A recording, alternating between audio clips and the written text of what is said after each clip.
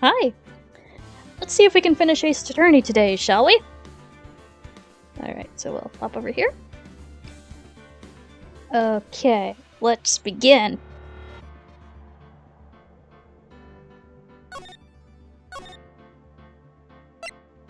I'm gonna be using a guide for the rest of this, just so I don't get stuck. Okay, so we need to move. Evidence room. Slide. Yeah, what? Let's examine that right there. Someone left a glove here, but only one. Detective Gumshoe, maybe? There you go, pal, making me out to be some kind of absent-minded detective.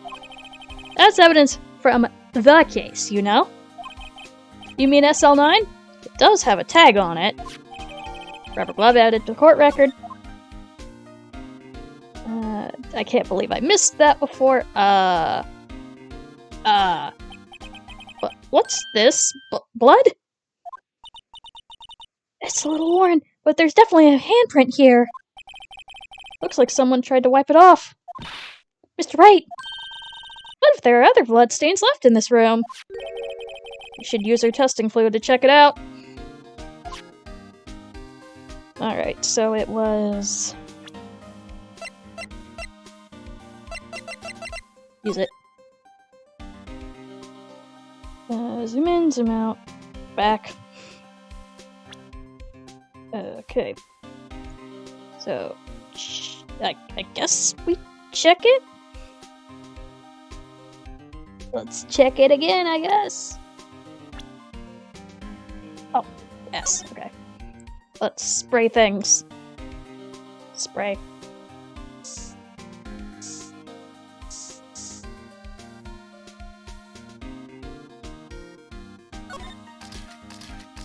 It's a handprint! I knew it! This is someone's right handprint. What? What's the matter, detective? This locker is mine! It's yours? Please! You have to help me when they come to take me away. Promise you'll testify that I won't harm or fly. Oh, Gumshoe. You'll do that for me, won't you, pals? This is an important clue. I'll jot it down on the floor plan. Counting on you guys. Believe me. You can't trust the police. Aw. Yeah. What? But you're a detective. Let's spray in here.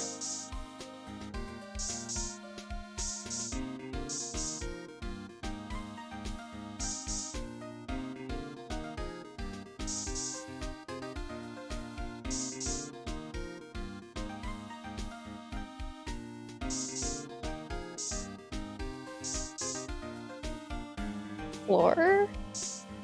Oh, hello.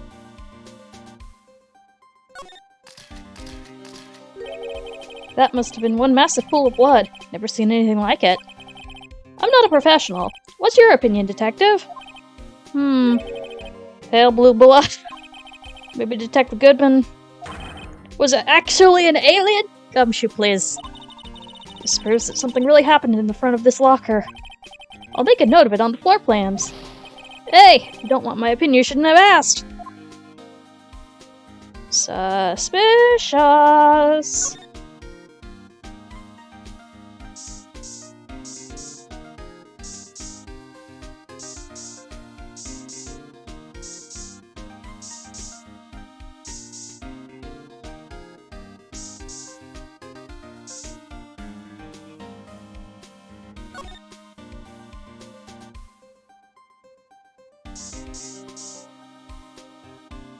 I think.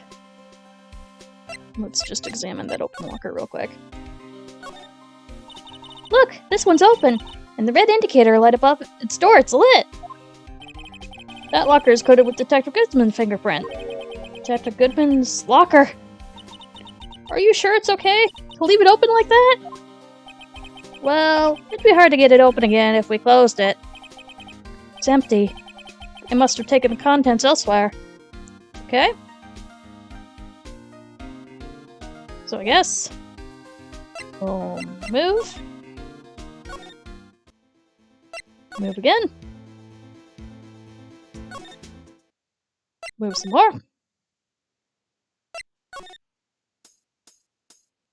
And let's figure out what we're doing.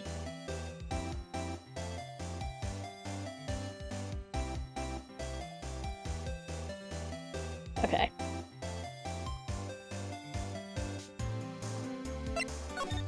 We're moving to Edgeworth's office again. We're gonna examine. And we're gonna try to... Yes. Yes.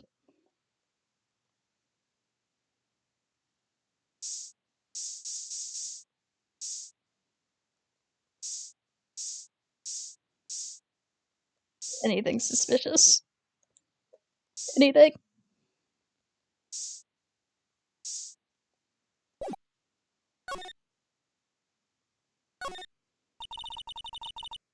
Mr. Edgeworth has such a comfy sofa. Oh, sofas like this make me want to curl up and take a nap. I bet he pores over his case files here until the wee hours of the morning. Then he takes off his jacket, rolls up his sleeves, and goes to sleep using his arms as a pillow. I don't believe it. She's actually daydreaming about Edgeworth working. I bet in the morning he has sofa hair and little creases on his cheek from the seams. He's so cool. Sofa hair is cool? Yes. Yes, it is. Alright. Parking lot. Did we actually ever... Okay, we talked about all that. What do?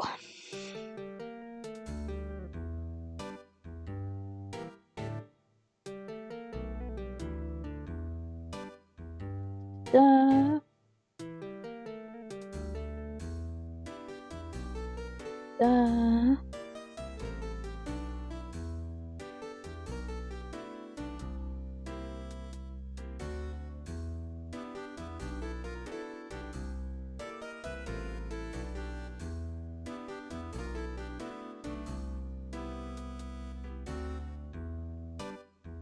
Do I need to talk to Gumshoe again real quick? Let's see.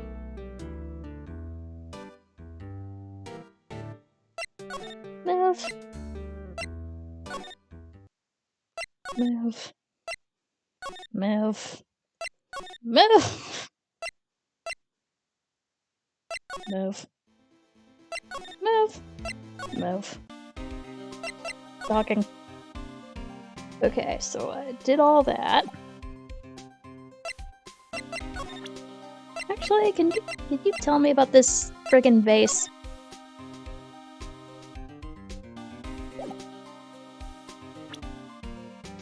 Present it.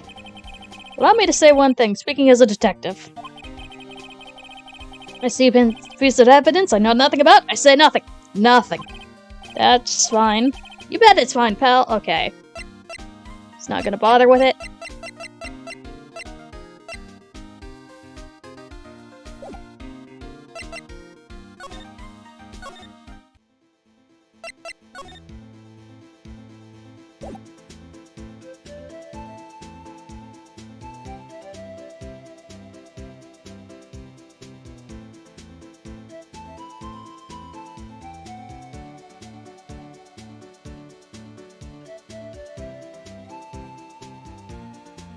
Alright, what am I missing?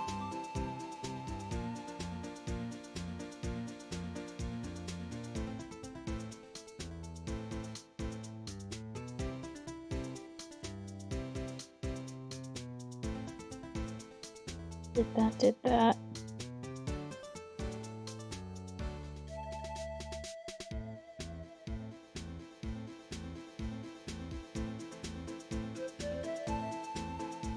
Did I miss something before? Okay. Let's try that.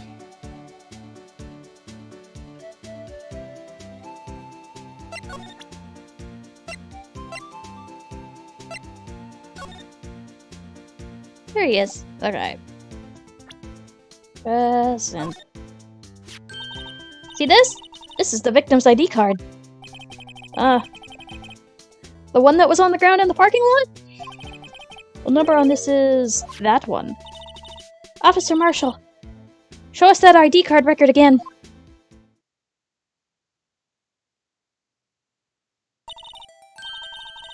Look, the fourth number, it's a perfect match. It was used at 5:14, right before the stabbing. What's more, there's only one of them cards in the world. So when the incident occurred, Detective Goodman was in the evidence room. But wait, what did Officer Meekin say? Sir, I entered the evidence room and asked the man to display his ID card. So you asked Detective Goodman to show his ID card. What did he do? That's the thing! Suddenly he pointed a knife at me! He had his ID card then. Why would he have pointed a knife at Officer Meekins? Alright, compadre, you win. Guess I can give you this ID card record. Got an idea. Maybe I should show this list to other people with IDs here. Yeah. Alright, so that tells me to move. Present Mr. My good gumshoe. Get me started. Did you take a look at this? This is the ID card record of the people who came in here on the day of the stabbing. Ah, I heard the rumors. So it was Goodman who came in here at the time of the murder. Whoa! What is it? That second number. Her ID number is a Detective Gumshoe?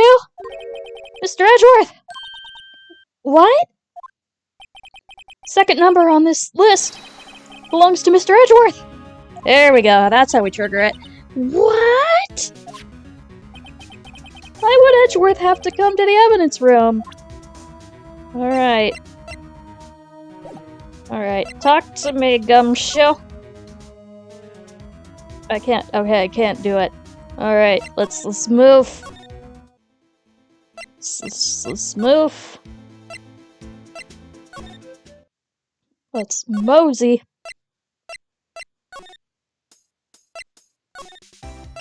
Edgeworth. Dang it.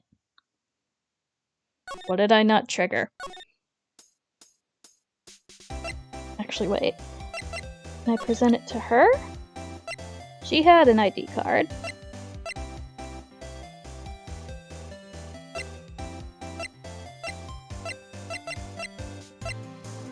Present. Did you take a look at this? You. Yes? You said you wanted some hot tea, right? No, but thanks. She didn't even look at it. You must brew the leaves a long time to get the rich flavor like this. We pre-infuse the leaves with steam before brewing. I knew it! So that's the secret to their aroma. Exquisite! The only thing I'm smelling here is wasted time! Okay. Let's move. Let's go to the detention center. Let's present a mirror with that.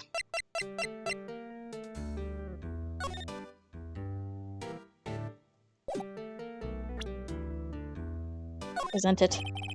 Officer Meekins, could you take a look at this? I'm sorry, sir! Really sorry, but I have no idea what that is! Maybe you should ask Mr. Edgeworth, sir! It's passing the buck, Mr. Wright. It's a special kind of man to pass the buck to Edgeworth. Okay, so we gotta find... Move. Fine. Let's talk to Emma real quick. Okay, nothing new there.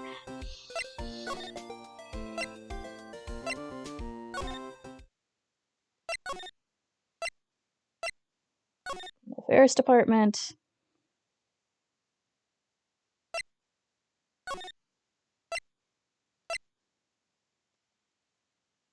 Fine.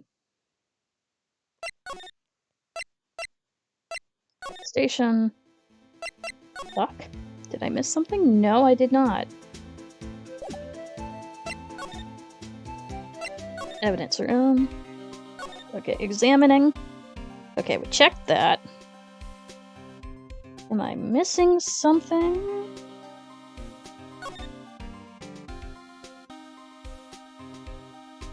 Clicked on that, clicked on that. Really? Okay. If you put these pieces together, it makes a jar. There are two things that bother me. One, why are some of the pieces missing? Two, doesn't it seem a little unstable? No wonder it broke. I'll make sure to remember that next time I make a jar. Okay. Okay. Alright, what am I missing? Let's go back to the... who used the spray.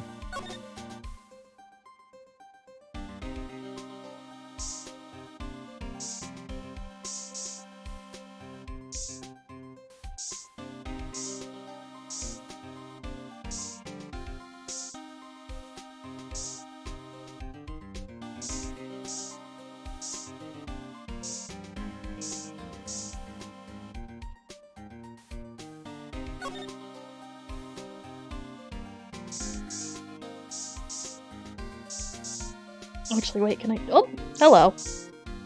That's what I missed. Okay. Gasp! Why am I getting a reaction here? There's no reason for the murderer to touch the spot if we fled out the door. This just might be something significant. Hey, that's some pretty amazing stuff you got there, pal. What, this? It's called luminal testing fluid. Where'd you get their hands on that? Huh? I'd like to get some too! I'll just borrow 50 bucks from the chief! Where did you get this, Emma? I was by it from mail order.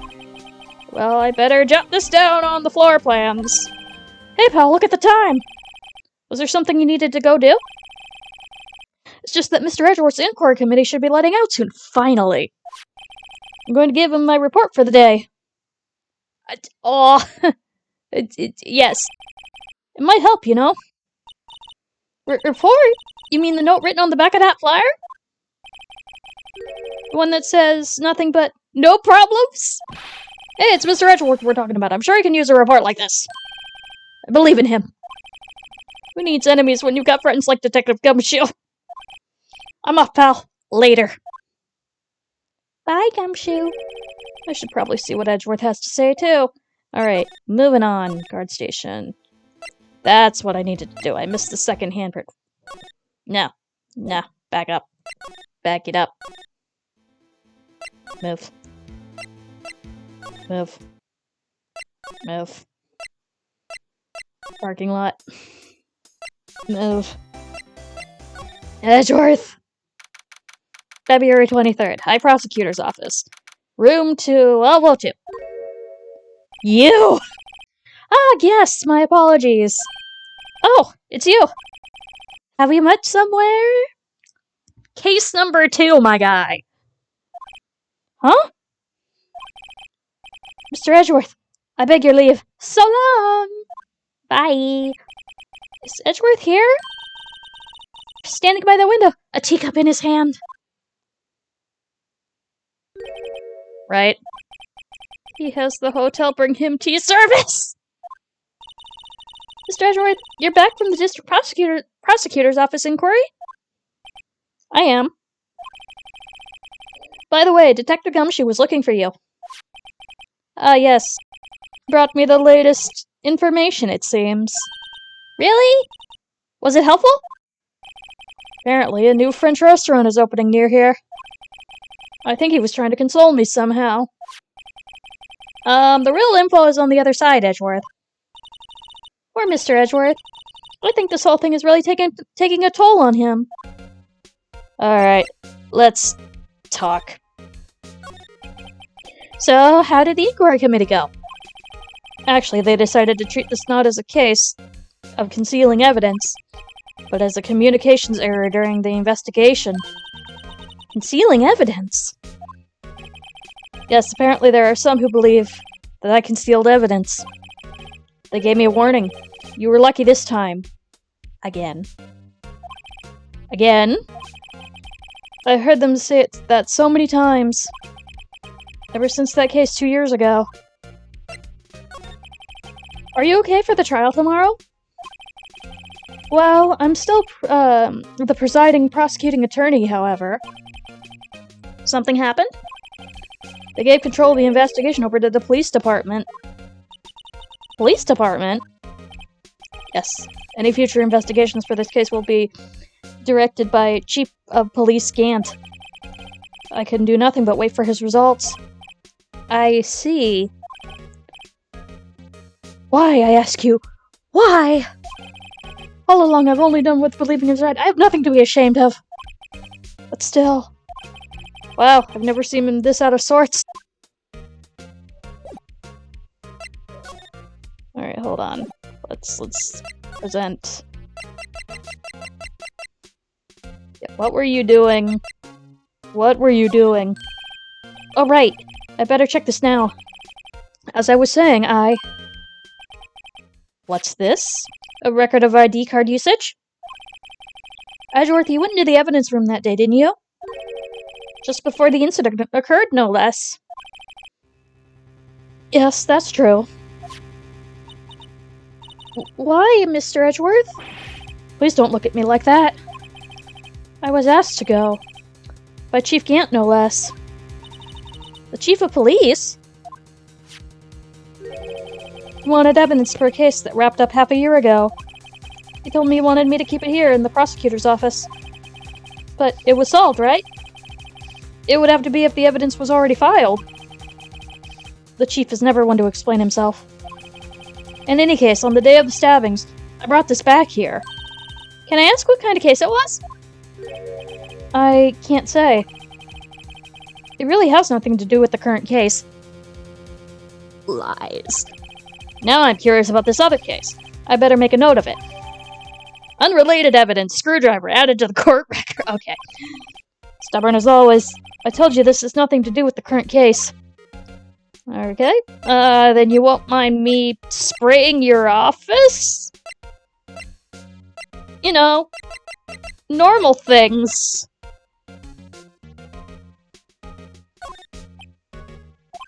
Right, please. I'm the prosecutor on this case. You don't expect me to sit here and discuss case with you over a cup of tea? I'll pass on the tea. Just tell me about the case. Just right, Mr. Edgeworth told you no in a very polite manner. Whose side are you on anyway? Alright. Okay, so I got a reaction out of him, so let's talk about it. I think? No, okay. Okay, so let's present the... We present the vase. Okay, yeah, okay. Thanks for the lurk, Liv! Alright, so I did that. What else do I do?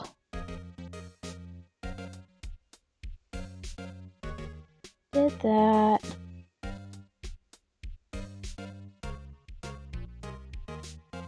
Okay. So let's try the switchblade then.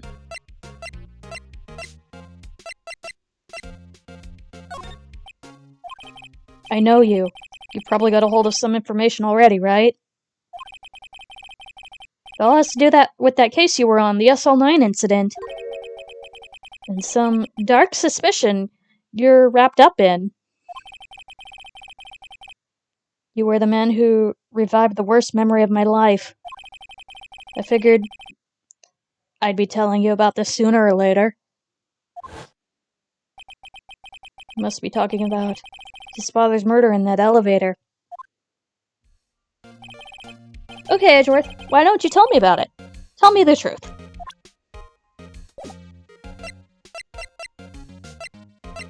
Talk to me!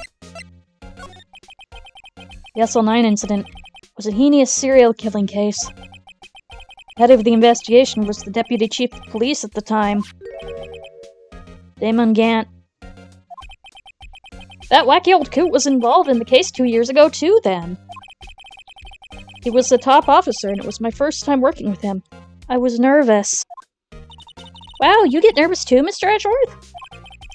What I want to know is, Why the deputy chief of police? Why is he on the investigation?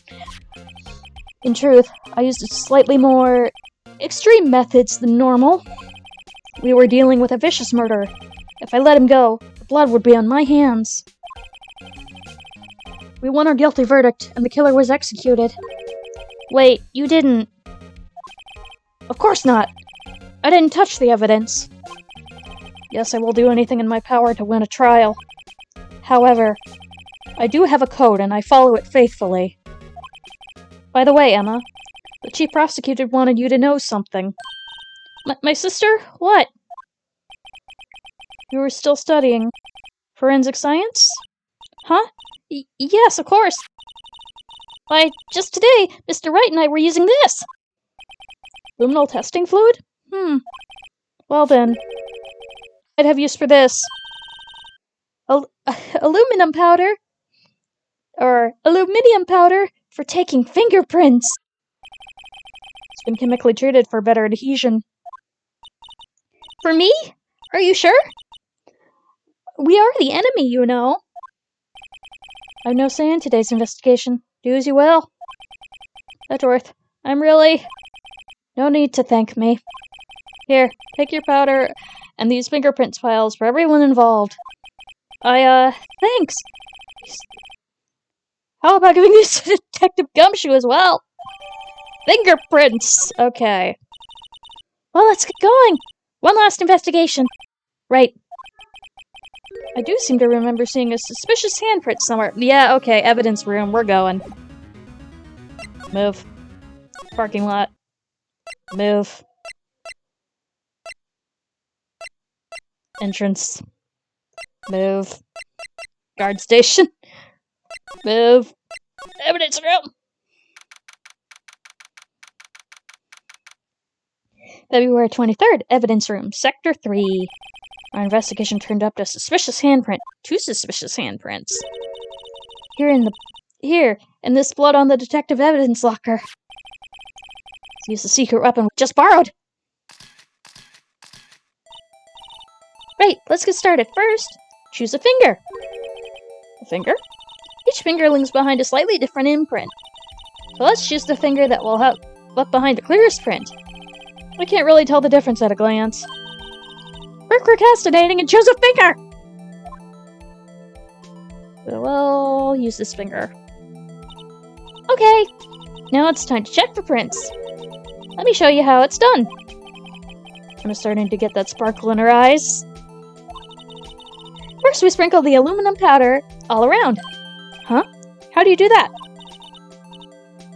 With A, see? Ah, it looks like that did the trick. Then the aluminum powder adheres completely to the print. Once the powder is well spread, just blow away the excess. Huh? How do I do that? With S. Exciting, I know. Imagine you're blowing out the candles on a birthday cake. See? Wow, that looks like fun. Might take some getting used to, though. Yeah, in the DS version, you had to blow on the mic. It's fine. It won't get up your nose or anything. Just pour the powder on thick and blow away the extra. Those are the basics of fingerprinting, Mr. Wright. I better give it a try. Alright, so we're going bop, bop, bop, bop. And then we go bop.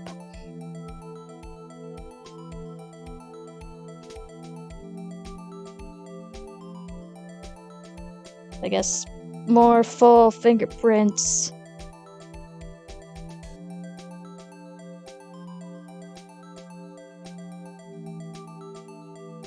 How much powder do you need?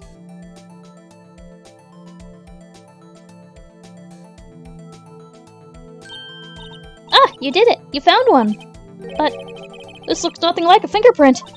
Now that you mention it, I guess it doesn't. What does this mean? Gloves?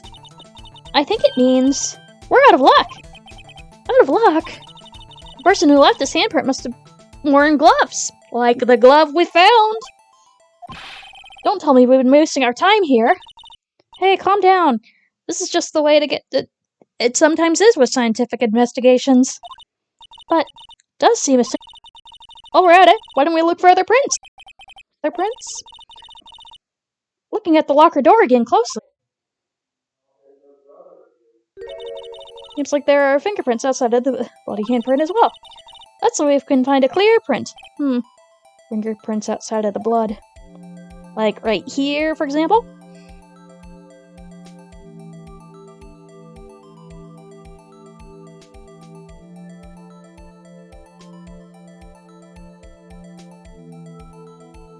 We're just spreading it everywhere.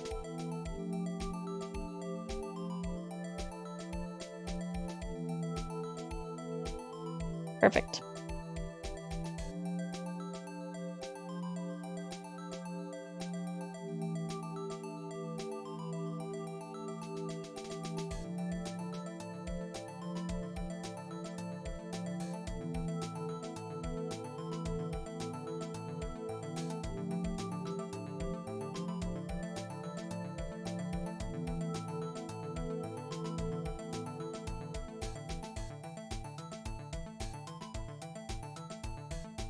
One here.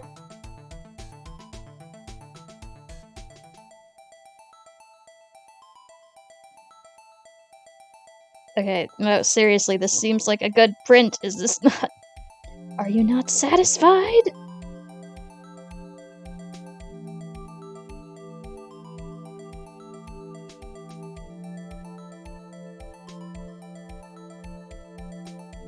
Go all the way around then. Yay! A print so clear it's dazzling! Dazzling? Hi, Weedy, how you doing?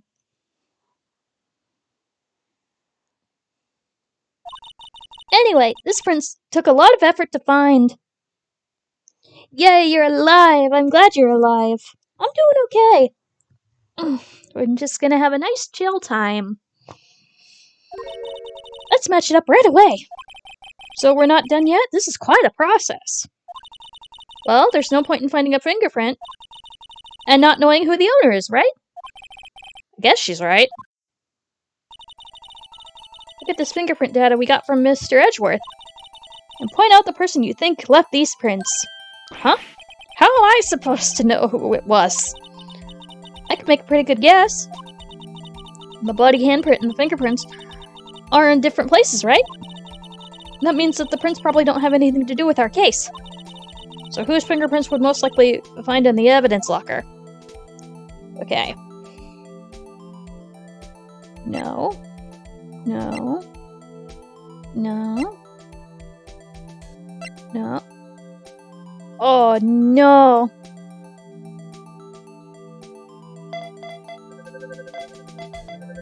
Oh, no, Gumshoe! Oh, no, Gumshoe! Aha! I will do the kiss check. Okay, that is imposter check. Nice stretch. And let's take a sip. Thank you, Weedy.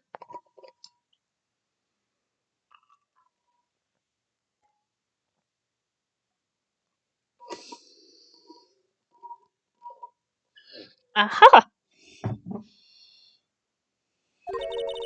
So these prints belong to Detective Gumshoe. ... Something wrong, Mr. Wright? You gave me this so what look. I guess that's probably because I was thinking, so what? Okay, so we came up with nothing this time, but there's always next time. Something you can hit, sometimes you hit, sometimes you miss. You gotta roll with the punches, Mr. Wright. Thanks for the sympathy. Wait, if I remember correctly, there was one other handprint in this room, so let's check it out.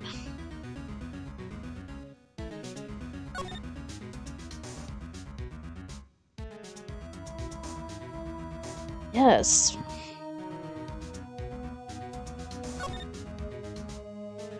It was here. This is where we got a luminal fluid reaction, right? Right. There was a handprint here. Okay. Want to try using this? There goes our eye sparkling again. Check for prints. Okay, let's check for prints. That's the spirit. Oh, but I have to warn you about something first. What? The area with the blood was wiped away, right? We only ended up finding it using chemical means. Any prints in the area will have been wiped away too. Oh, right. So that means no prints. Would you say the probability of your hypotheses are high? Don't ask me. Anyway, we must try to find the prints that weren't wiped away. Prints left other than the one by the body hand. Alright.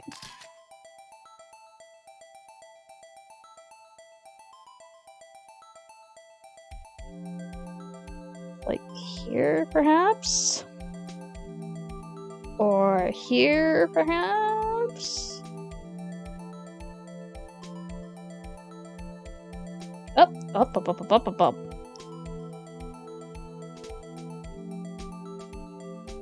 Just spread it all around. And...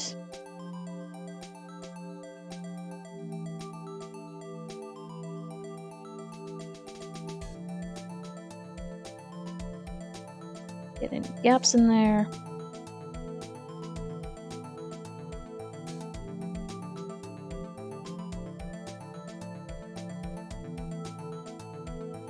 Are you not satisfied?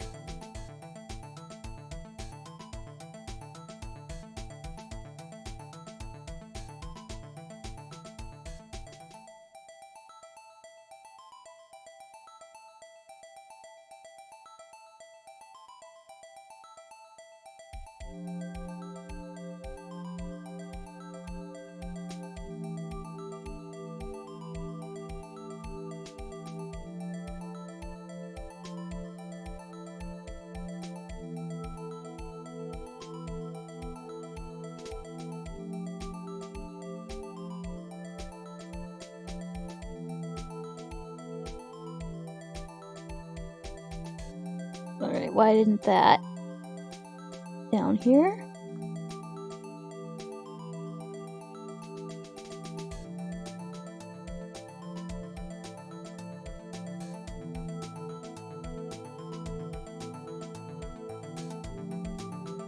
In this corner, maybe? There we go. Okay.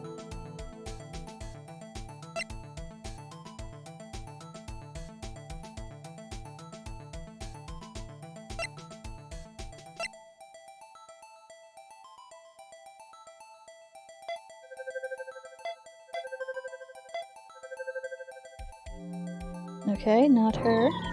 Okay.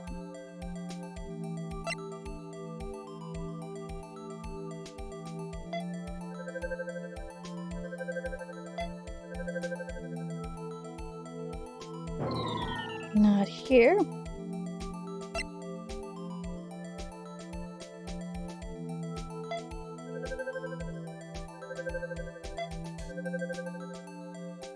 Nope. Yeah, very sus.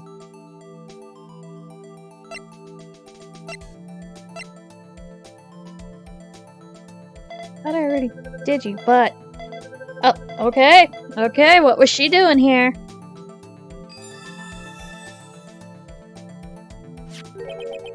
Hey, these fingerprints, they... Whose are they? Who's... Is it someone I know? It's Officer Marshall. Huh? Officer Jake Marshall? Marshall's fingerprints. Okay. That's gotta be a coincidence.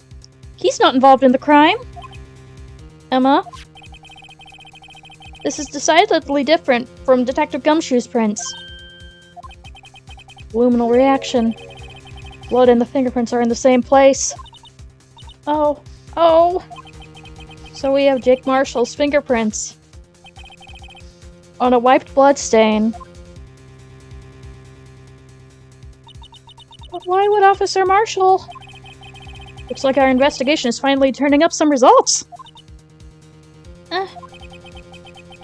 I guess this is what you call decisive evidence. I don't believe it. Alright.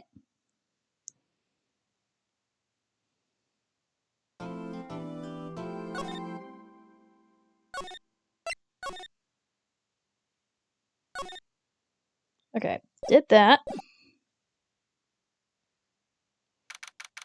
February 24th, 9:41 a.m. District Court, Defendant Lobby Number 2. So what do you think, Mr. Wright? I think the prosecution is as confused as we are. After all, the victim was murdered in 2 different places at the same time. And a different suspect was arrested at each crime scene. Lana! Good morning, Mr. Wright. I apologize for yesterday. I was indisposed. I hope they didn't hold you too long for questioning. We just finished, actually. I'm used to all-nighters, though. It's ad time? Okay.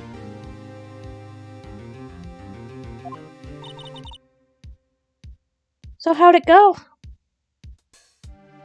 Oh. I see the compliment attempt. I will wait until you are done with the ads.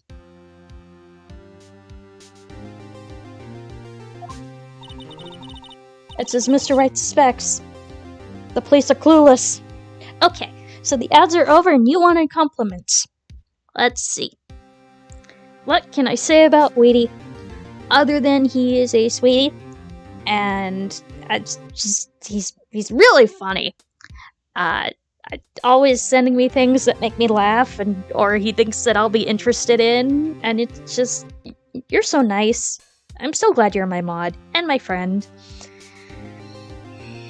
I only wish the best for you.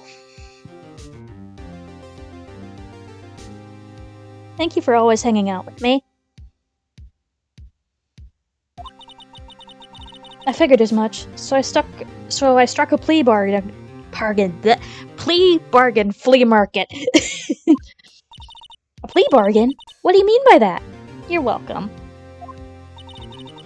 We agreed that if I told them the truth behind this simultaneous murder, they wouldn't seek capital punishment. That's what I mean, Emma. But Lana, don't tell me you... Much to my regret, I'm as much in the dark about this as they are. Miss Sky? Found trace evidence of a certain person in the police department evidence room. They belong to Officer Jake Marshall. What kind of trace evidence? Blood-stained fingerprints, to be exact. Gasp. That's the trump card I have up my sleeve today. You do understand what this means, don't you? In order to defend my sister, you're going to accuse Mr. Marshall? We have to play the cards we're dealt. Isn't that right, Miss Sky? Do what you have to do, Mr. Wright. February 24th, 10 a.m., District Court, Courtroom Number 9. Rabble. Court is now in session for the trial of Miss Lana Sky. The defense is ready, Your Honor. Prosecution is... I'm afraid you'll have to clarify. It takes 30 minutes by car to reach the police department from the prosecutor's office. Yet the victim, Bruce Goodman, was slain at both places at the same time. That's not physically possible, is it? What's more, I hear the victim from the evidence room just disappeared. Yes, and the body eventually reappeared on the trunk of Mr. Edgeworth's car. Because he's just so lucky. Wow. This is one messed up trial. Compared to everything else Phoenix! One of my duties as prosecutor is to present impartial evidence. Today I will present evidence relating to the murder at the police department. In so doing, I believe the way at which we should proceed will reveal itself. Now that's what sets Mr. Edgeworth apart. He sounds so on top of things. Even though he doesn't know what's going on himself. Fake it till you make it. Fake it till you make it. And that's supposed to be an admirable trait? Very well, let's the trial resume. Of the crime. What exactly transpired at the police department? Mr. Edgeworth, you may call your first witness of the day to the stand. For its first witness, the prosecution calls the suspect of the murder that occurred at the police department. The suspect? You mean the so-called murderer? Yes, that usually is what suspect means. Oh boy! Things are getting wild from the get-go! Oh, Meekins! Oh, we're doing that voice. Will the witness please state his name and occupation? Yes, sir! I'm Officer Mike Meekins, sir! My occupation is that would be a murderer, sir! Meekins! So you're telling us that you're a professional killer? Hi, Tux! How you doing? Yeah, we're trying to finish up Rise from the Ashes and complete the game. Sir, it was me, sir. I'm the one who did it. I'll never kill you again, sir. You've got to believe me, sir. Actually, what we'd like to hear from you is, sir, how about you call part of the younger generation, sir? A person whose actions adults can't possibly comprehend. Please, Mr. Edgeworth, sir, help me, sir. Officer Meekins. Yes, sir. Give us your report of the crime. Consider that an order. I know. Yes, sir, as you wish. After all, I'm part of the generation that must be told what to do, sir. You can't fault him for lack of enthusiasm. Right report, sir. Although it's not my normal duty, I was assigned to guard the evidence room that day. I spotted a suspicious man in the security screen and rushed into the room. I was only doing what I was trained to do, sir. I was suddenly attacked. I fought for my life, then I did it. After that, I passed out until another officer smacked me awake. Aw, Meekins. So the victim, Detective Goodman, attacked you? Do unto others before they do unto you! That's the Meekins family motto, sir! I see. Then you fainted, and a colleague helped you regain consciousness. Yes, sir! He knocked me upside the head, sir! Very well. The defense may begin its cross-examination. Okay, what I need to hear is more info to work with. Alright, crime report, sir. We're gonna press everything. So, yeah, why were you assigned? Mr. Meekins, you work in the General Affairs Department, do you not? Yes, sir. I'm in charge of hiring new recruits, sir. Yikes! Now there's a scary thought. Evidence transfer was taking place on the day of the crime, which means many officers were given special tasks not ordinarily performed. I was in charge of guarding the Blue Badger, sir. The Blue Badger? Yes, sir. The lovely police mascot created by the chief detective, sir. That one. I was to ensure it wasn't broken during the transferal process. That was my sole mission of the day, sir.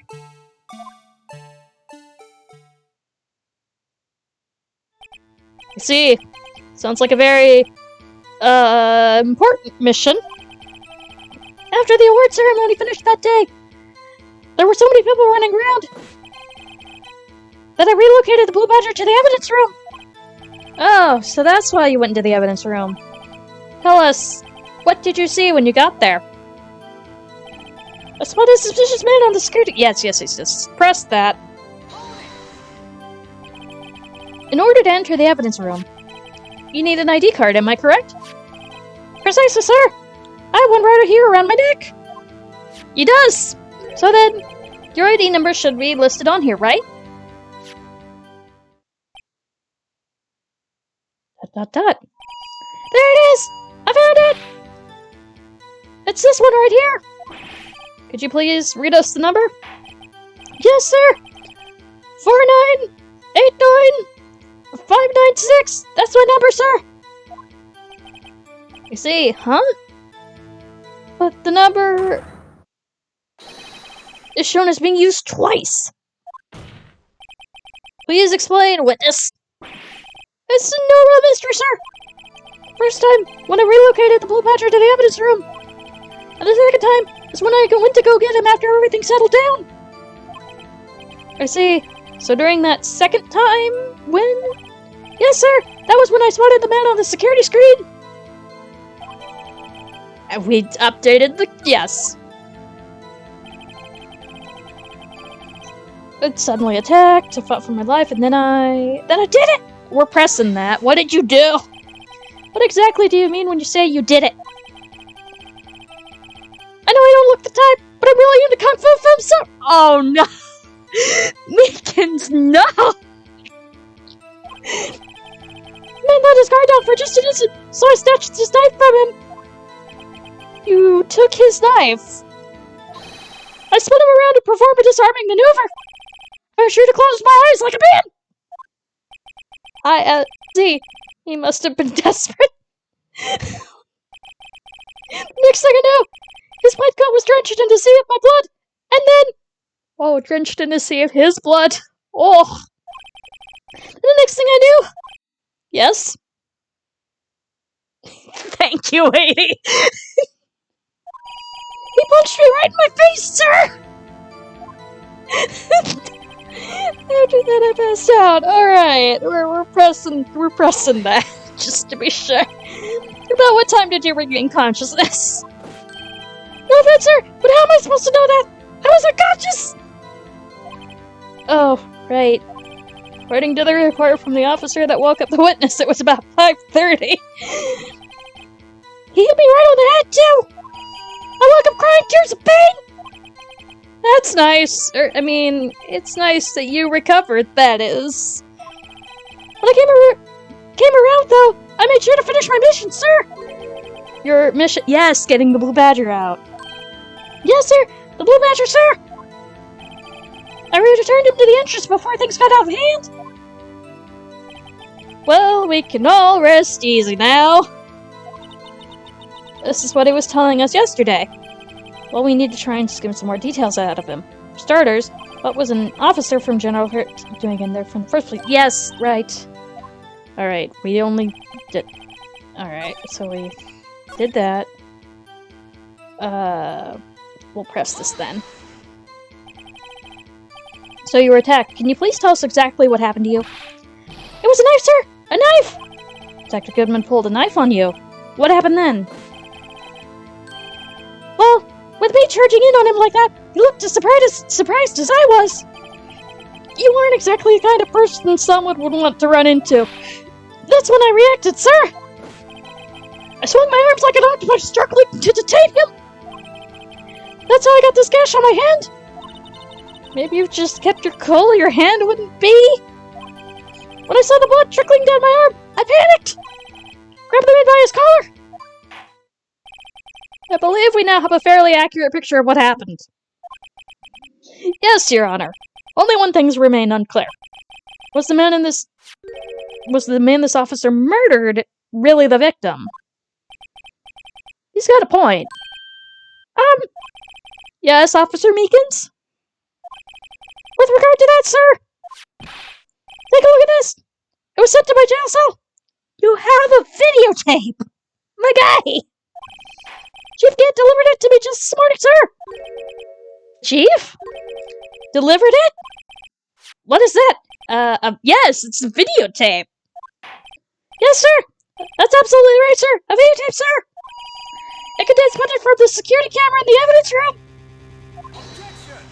Meekins! What?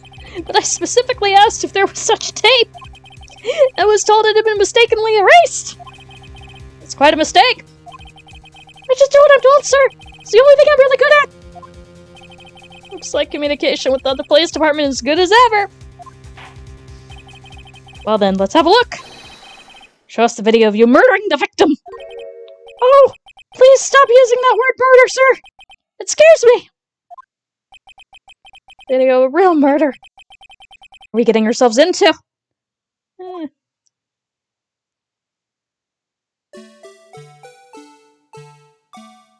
There's the Blue Badger badgerin'.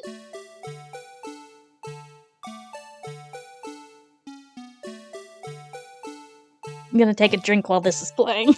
I love the Meekins voice, but... Oh, suspicious person.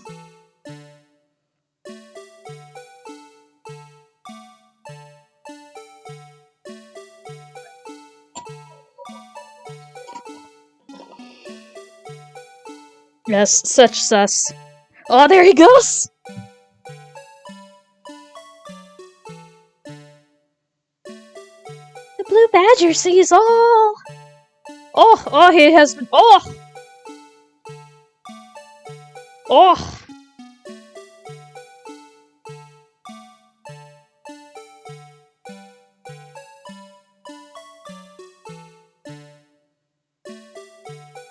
Well, he is unconscious. This is fine.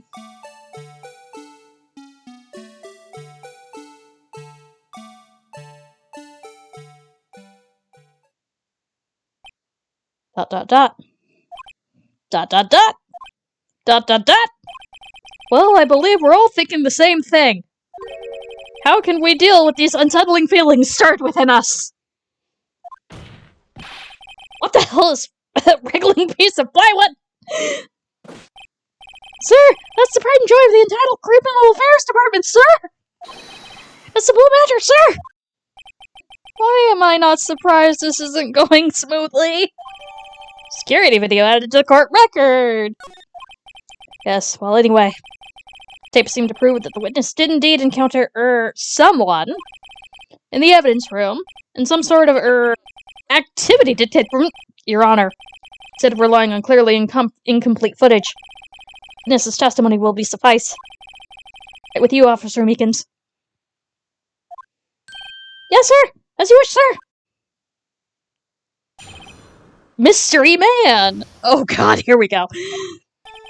His face can't be clearly seen in the video. But there's no question that the other person was Detective Goodman, sir! I mean, he opened the locker, which required Detective Goodman's fingerprints to do! The locker he opened was unquestionably Detective Goodman's locker, sir! So it must have been him! No one else could have unlocked it!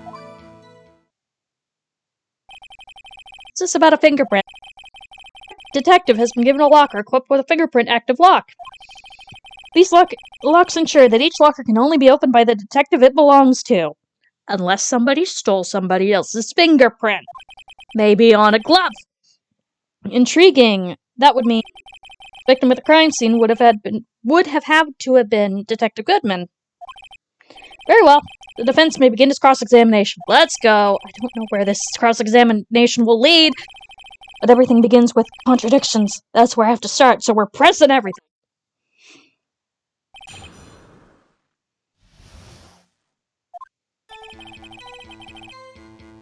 Right, but we're gonna press it anyway. Tell me, were you able to get a good look at him? At the face of the man who attacked you with the knife? Sir, if you must label people as having seen or not seen the man's face, I believe I would be classified as the latter. The latter? But you were standing right in front of him, were you not? More to the point, you were the person who fought him, aren't you? Oh, yes, sir. But I didn't get a clear look at his face, sir. I'm not the kind of guy who looks directly at people when talking with them, you see? Yeah, that's a good trait for a police officer. Still, I'm sure it was him. I bet my badge on it. Meekins. Okay, press that. You don't know for sure, do you? You never actually saw Detective Goodman's face. Well, I suppose you might say that. That is, if he was being seen and not seen. Since his face can't be clearly identified in the video, only you can verify it. Come on, Meekins. Well, why is everyone looking at me? I had to label your stares as disturbing or... Meekins. Having been shown questionable video at best, we are not in the best of moods. Now please, be more certain of when you testify. Yes, sir. You claim the man who brandished the knife was Bruce Goodman. Tell us why you are positive it was him. Open the locker. Let's press that. About these lockers, is there no other way to open them? No, sir. I myself tried all kinds of methods in the past. They only respond to registered fingerprints, sir. I wonder what kind of methods he tried. If the man opened the locker's lock, which only responds to its registered fingerprints, then he must be the person the locker was assigned to. Exactly my point, sir! And this too! The locker... Yeah, okay. Let's press that anyway. How do you know that information? I've heard rumors, sir! From the people in the know, sir! People in the know? Workers in the department cafeteria, sir! They keep me informed! They also listen to my romantic troubles, sir! Oh. Oh! For the record, the open locker didn't indeed belong to Detective Goodman. I verified this information through a more reliable source. So the victim opened the locker with his own fingerprint. So press it. However, the most important detail is not shown in this video. The man's face. Sir! If I may say something, sir!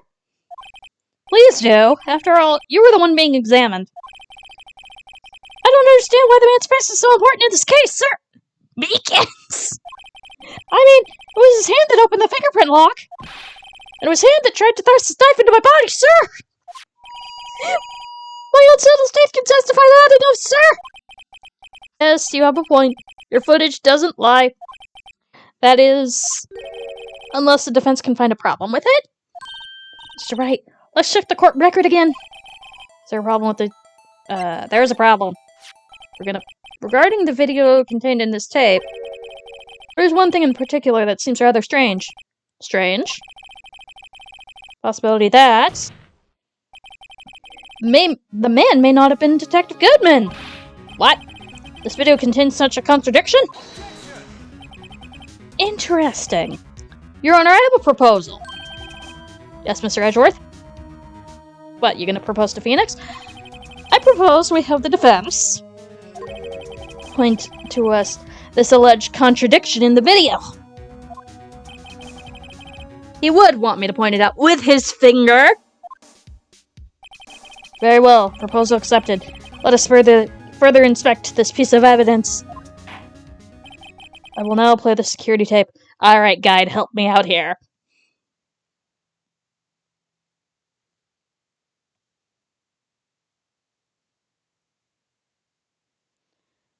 Did that.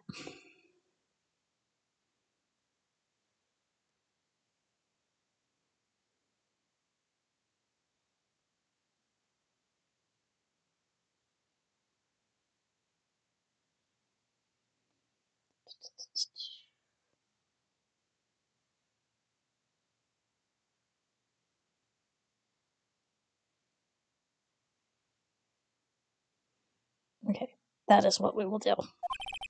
Mr. Wright, please show us this contradiction you speak of. I have to point out a problem in the video? This is the first time I've ever had to do that. You can do it, Mr. Wright. It's set up so that you can fast forward, rewind, or pause the video. Take a good look and be sure to point out the right thing. Please don't play it too many times. I can't stand watching this video. How did this guy ever become a police officer? Now then, Miss... Please enlighten us. Where's the contradiction that indicates this man may not be Detective Goodman? Okay. Blue Badger is badgering? Oh. Alright, so we want to... Let's rewind that briefly, because... Look, his locker is open.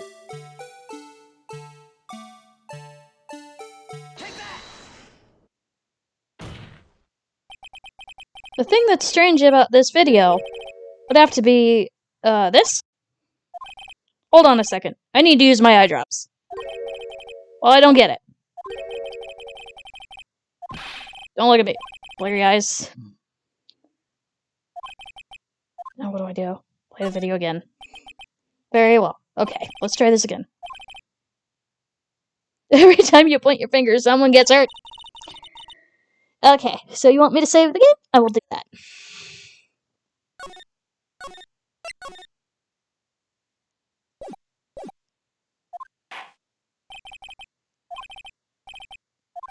Okay, I have to... Okay. Okay, da.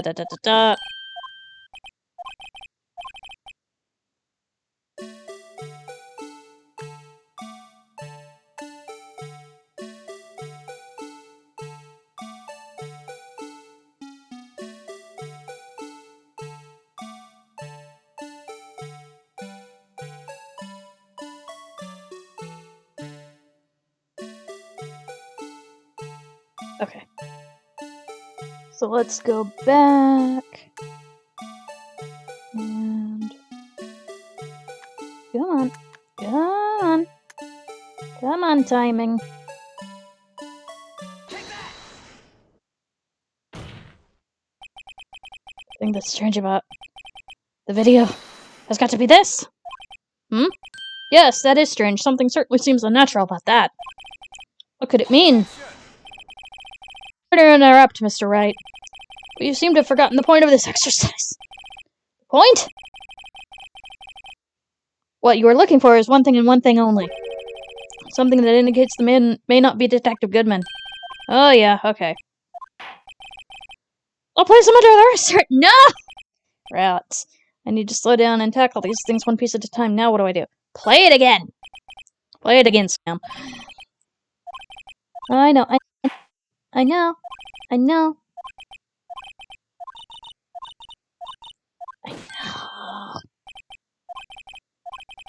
Alright, hold on. We're saving right here, so if we need to go back in time.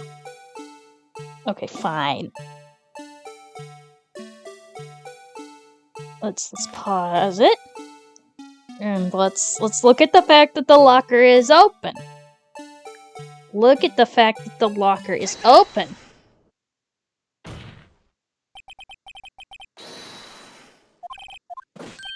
Yeah, sir! Do you mean me, sir?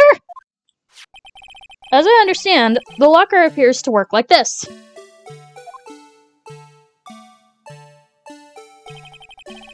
When you grab the handle, a sensor reads your fingerprint. If it's a match... Oh, he's got a picture of his girlfriend in his locker. That's adorable! Or at least his crush. The light turns on and the lock is released.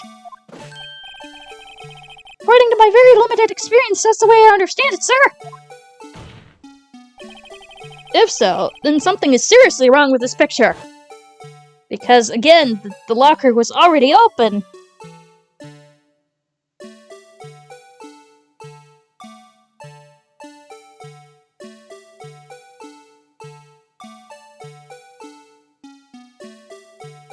Yep, it just waltzed right in a very convenient trench coat, and went boop. When the victim reaches for the handle to open the locker, let's rewind it a little earlier.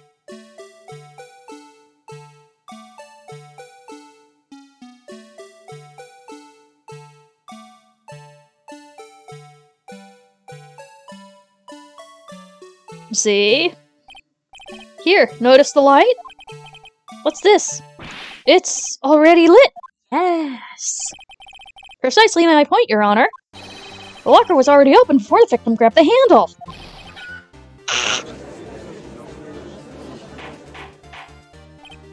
Order! Order! What is the meaning of this? It's very simple, Your Honor. The locker wasn't locked on the day of the crime. But the locker's locks are controlled by an electronic system. When a door is shut, a sensor is triggered. And the locker is automatically locked. Oh, I know. It must have broken down. Of course, I'm not an expert in this. That's not likely, Your Honor. The sensor would detect and report any malfunction. Oh well. Just goes to show novices should keep their mouths shut. So then, Mr. Wright, do you have an explanation? Me, Your Honor? Yes. Why wasn't the locker locked? Your Honor?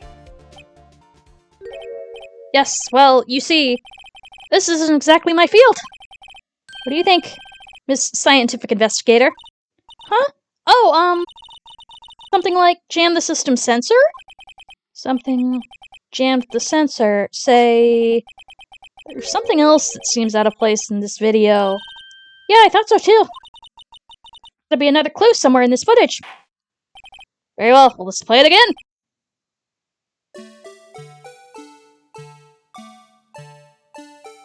Noom. Noom. Okay, quick. And then rewind. Boop. Please watch closely. This is the continuation of the part I showed you earlier.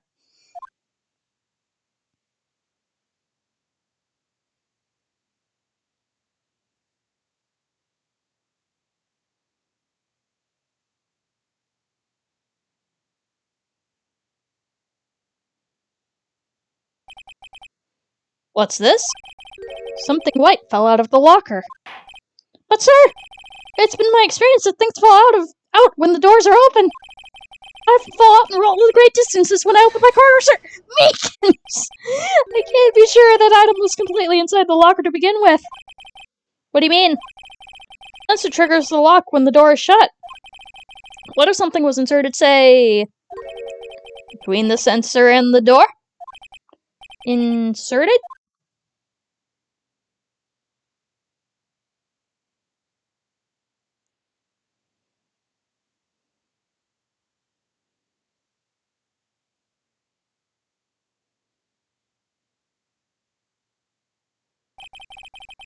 That white thing wasn't inside the locker. It was stuck between the door and the sensor. Oh, I understand now, sir. It's just like my tie. 2 out of 3 times I get stuck on the door when I get out of my patrol vehicle, sir. Oh, no. Instead of the door closing, my tie chokes me. But the object would have been extremely thin to put in the door. Not only that, it would also have to block electrical currents, which, rubber gloves. It would need to be an insulator. Yes, an insulator. But at the crime scene, there just might have been something that fit the description. But sir, by insulator, you don't mean... I think I finally got this figured out. Very well. Relevant evidence. What is the insulator? Again, rubber gloves. If Pokemon taught me anything. Yep, it says it's a rubber glove. Present it. I found this near the locker. A thin rubber glove. Well, we can't be sure that it was the victim's locker. It has a tag on it, says the SL9 incident. Gasp. Video seems to depict the victim opening the locker. That isn't the case. The lit lamp attests to this. On the day of the crime, even I could have opened that locker. Is that not so, Officer Meekins? Sir! It would have been so! Sir! Order! Order! Order! So are we to believe, then, that the victim, whom this witness stabbed in the evidence room, was not Detective Goodman? Do not be misled, Your Honor. What do you mean, Mr. Edgeworth? The defense has merely demonstrated the possibility that, and nothing more. The victim in this video was indeed Bruce Goodman. The prosecution will offer one more testimony to prove this. Oh, thanks, JQ. I'm glad you were able to stop in. No worries. What? Officer Meekins, please testify about this. Sir? Me, sir? I'm not sure what you're referring to, sir.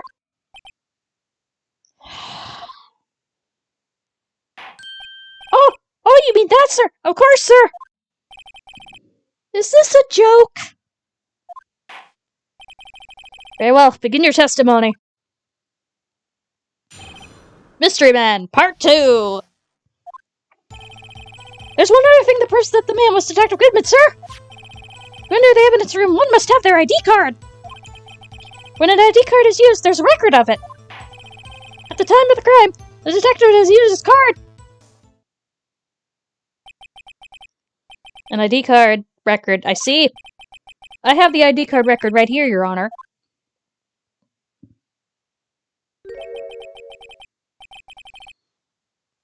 The ID card used at 4:15 is that of the victim. Just before the crime. Yes, without a doubt, this is the victim's ID. However, one thing does strike me as unusual. 400 cases should have been due for transferal. Why are there so few people using this room? This particular evidence room is only used for storing certain special cases. Special cases? Extremely violent cases involving police staff. Just hearing that makes my hair stand on end. Me too, although it doesn't make much of a difference, because, yeah, you already have spiky anime hair. There are only a few cases up for transferal there, and most were cleaned up by noon. Right, I see. Now let us move on to the cross-examination. Alright. Just...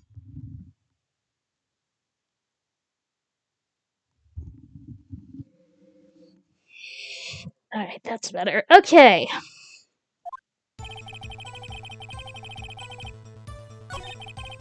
Alright, let's press that.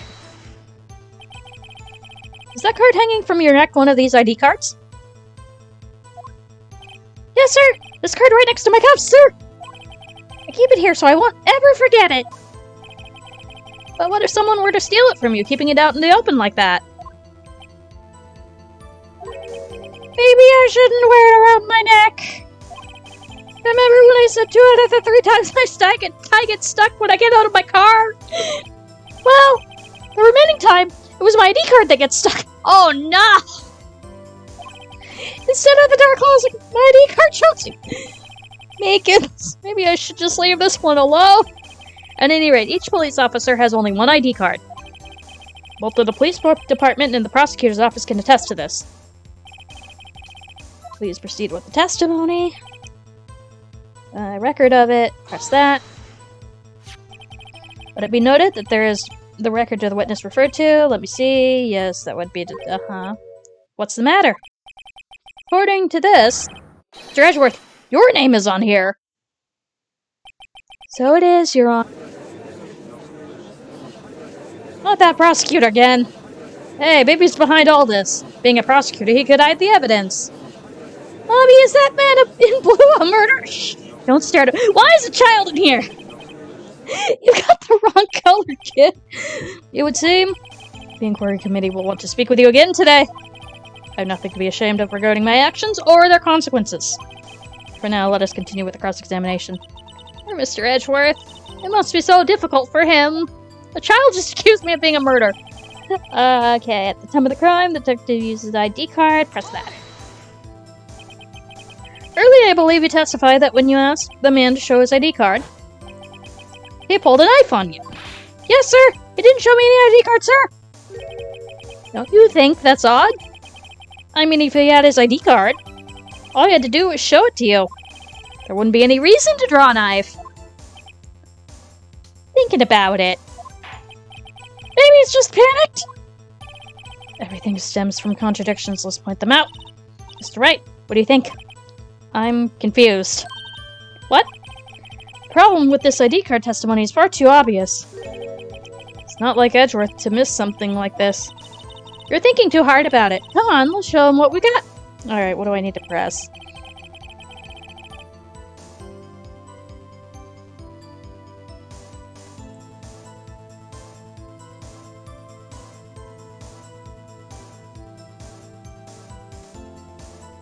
Okay.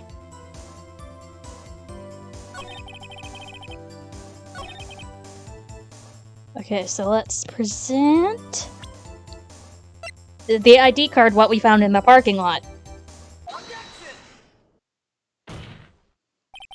Wait one moment, Officer Meekins.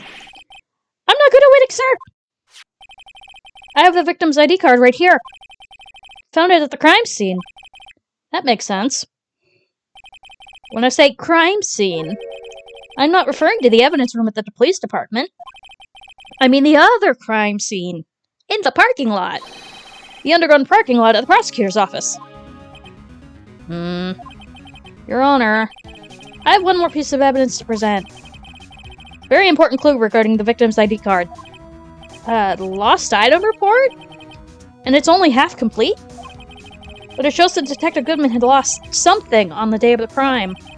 Something important enough to fill out this report. Let me guess. You believe this something to be his ID card, right? I can't say for sure, but there is a high probability. On the day of the crime, Detective Goodman was not carrying his card! Order, order! So now, what does this all mean? It can only mean one thing. It doesn't even require much thought. The man Officer Meekins encountered in the evidence room was not Detective Goodman, but rather a man who stole his ID card.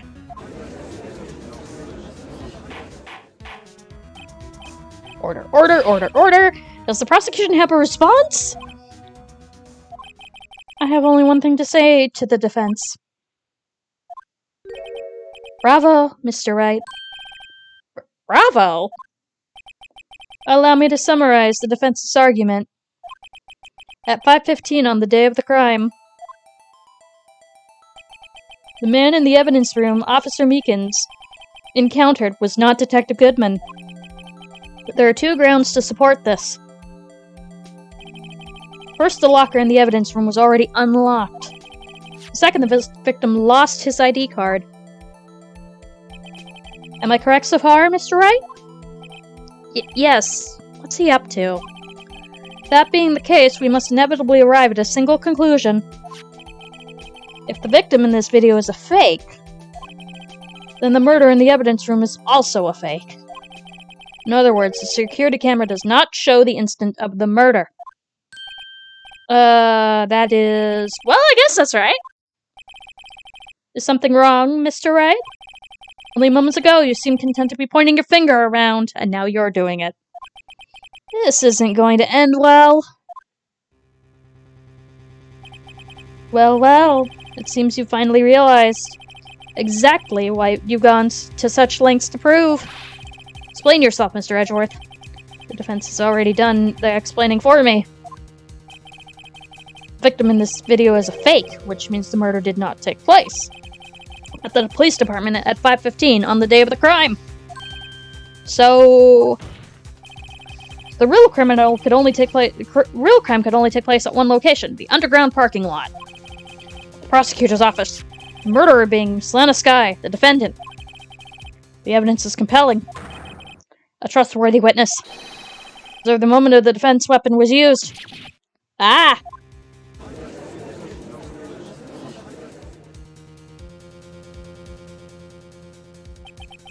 I knew that testimony was way too shabby. It was all a trap from the beginning. The activity in the evidence room still leaves many questions unanswered. Who exactly was the victim Officer Meekins encountered? And where did this person disappear to? However, this trial's purpose is to examine only the murder of Detective Goodman. Just so, Your Honor. Mr. Wright, you have to do something, or else Lana... What do I do? How am I supposed to get myself out of this mess? Object! One moment, Your Honor. What now, Mr. Wright?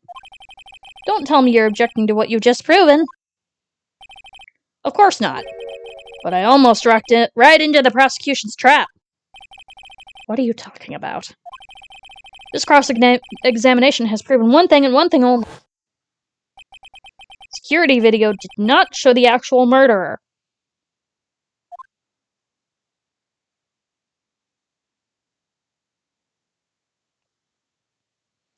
Blue Badger sees all.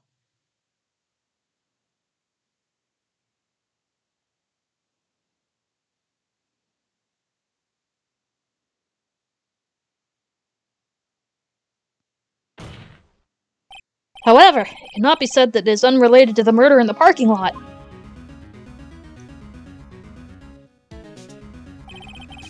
Specifically, large amounts of blood traces were found in the evidence room.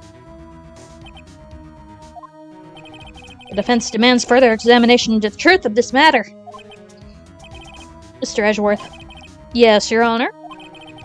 In this court, if this court were to examine this further, other witnesses would be necessary.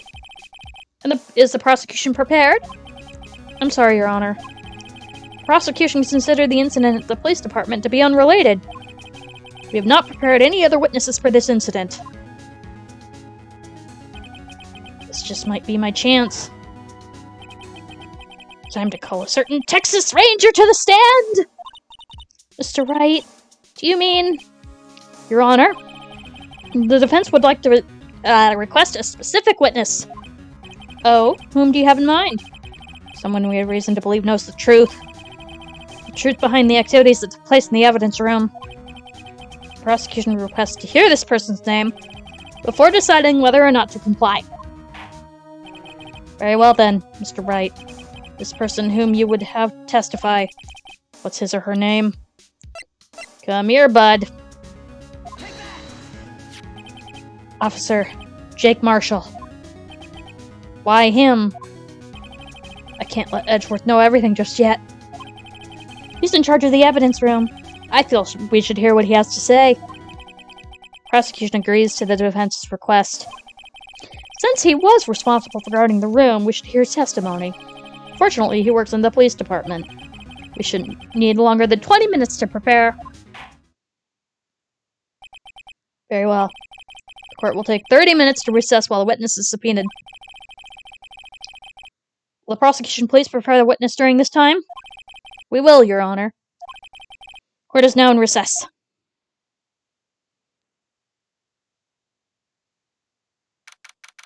February 24th, 11:32 a.m. District Court, Defendant Lobby Number 2. ... There's no stopping you, is there, Mr. Wright? What do you mean? Called for Jake Marshall. Seems you've figured everything out. I haven't figured anything out! Lana, you're the one who knows everything. Emma, you always know everything. Why don't you just tell us? Mr. Wright is trying his hardest to protect you. I don't recall ever asking for his protection. Yeah, fake it till you make it. How can you be so cold? Will you trust us? Don't you trust me? Hope I'm not interrupting anything, pals. Gumshoe, they were having a moment. Oh, guess I am. I'll come back later. Bye, Gumshoe. Wait, Detective Gumshoe, what is it?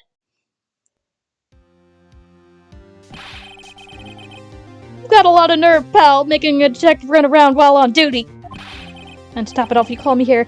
I've seen happier people at funerals. Sorry, Detective. You better be, pal. Hey! I didn't see you there, Chief Prosecutor Sky. That's okay. So, have you brought what I asked? Oh, you mean this, right? My apologies, Detective. Due to my present circumstances, I was forced to use Mr. Wright's name when making my request. My name? Never in a million years would I have thought it was you who asked me. Could I bother you to bring me the SL9 incident files? I'll need them by noon. Talk about crazy. The SL9 incident? But Lana, that's... I thought Mr. Wright might need them, so I had them brought here. Here, you might do well to read them. Can't believe you, the Chief Prosecutor, were a witness in that case. Miss Sky was a witness? Alright! We're gonna read some documents! Take it from me, you don't want anything to do with the serial murderers. Well, we're gonna... Oh, what? What, now that I brought you your stuff, you're just gonna ignore me? Emma? But why?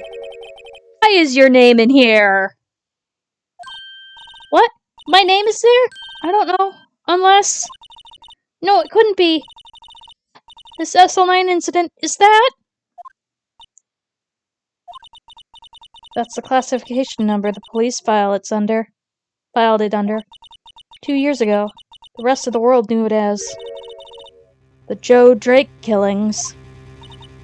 But Joe Drake... No, Lana. That's over with. No! Emma, wait. She ran away. You know what? I just remembered. I gotta be somewhere. Bye, Gumshoe. Sorry, pal, but I'm out of here. And now he's gone. Jake Marshall, Angel Star, Damien Gant, Miles Edgeworth. Not to mention Lena and Emma. Everyone involved in this case is connected with those killings 2 years ago. Yes, the plot is thickening. This can't just be a coincidence. Knowing you just might be able to figure it out. Time to get back into the trial, Mr. Bright. Best of luck. Better take a good look at this file. Alright.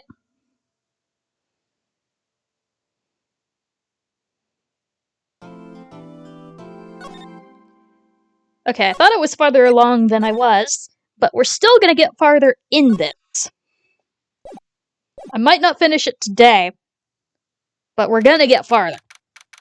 February 24th, 12:14 p.m., District Court, number 9. We'll get through another segment at least. Court will now reconvene the trial of Miss Lana Skye. Emma didn't come back. I'm gonna call the next witness to the stand. The officer in charge of guarding the evidence room on the day of the crime.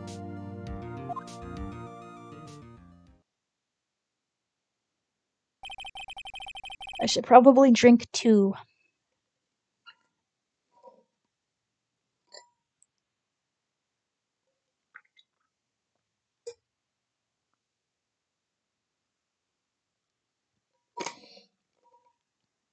Witness, please state your name and occupation. Me, partner? Oh, I'm just a man, same as you, wandering the trails of civilization. Occasionally helping the elderly cross intersection when needed. Yes, we get it. Oh, I know. You're a patrolman. As for my name, if you listen hard enough, you can hear the howling wind calling it out. To be exact, it's Jake Marshall, Your Honor. Howling wind? I've never heard Edgeworth described that way before. Now, Mr. Marshall, let me ask you something. You were in charge of guarding the evidence room on the day of the crime took place? Is this correct? According to the papers, partner. What do you mean? A desperado soul as boundless as the desert sands. No paper can sum it up. Maybe it's just best we get on with this quickly. Please share with us your testimony of the day of the crime. In plain old English. Day of the crime. My job was to keep a wary eye on that bone orchard. They said I was supposed to make rounds 3 times a day, but that ain't my style. Besides, the room's protected by 2 security systems anyway. I remember right, I was at a street-side saloon at the time it went down. I'm just an innocent traveling man, so if you're out of ammo, it's time to hit the trail. Can't say I particularly care for your attitude. I can't say I care for your beard. You don't see me complaining. Wait a minute. What do you mean by 2 security systems? I mean the security cameras and the ID card reader. Reckon every cowpoke like you knows about those. Even a cowpoke like you. Yes, well, about the fingerprint-activated locks in the evidence lockers? Activated lockers? Kind of newfangled doohickey are those? He's not being very helpful. He's not that good with machines or with following orders. Everyone's got their weakness now, don't they, Mr. Prosecutor? This one seems like trouble. Okay, Mr. Wright, he's all yours. Day of the crime. Alright, so we'll just press everything.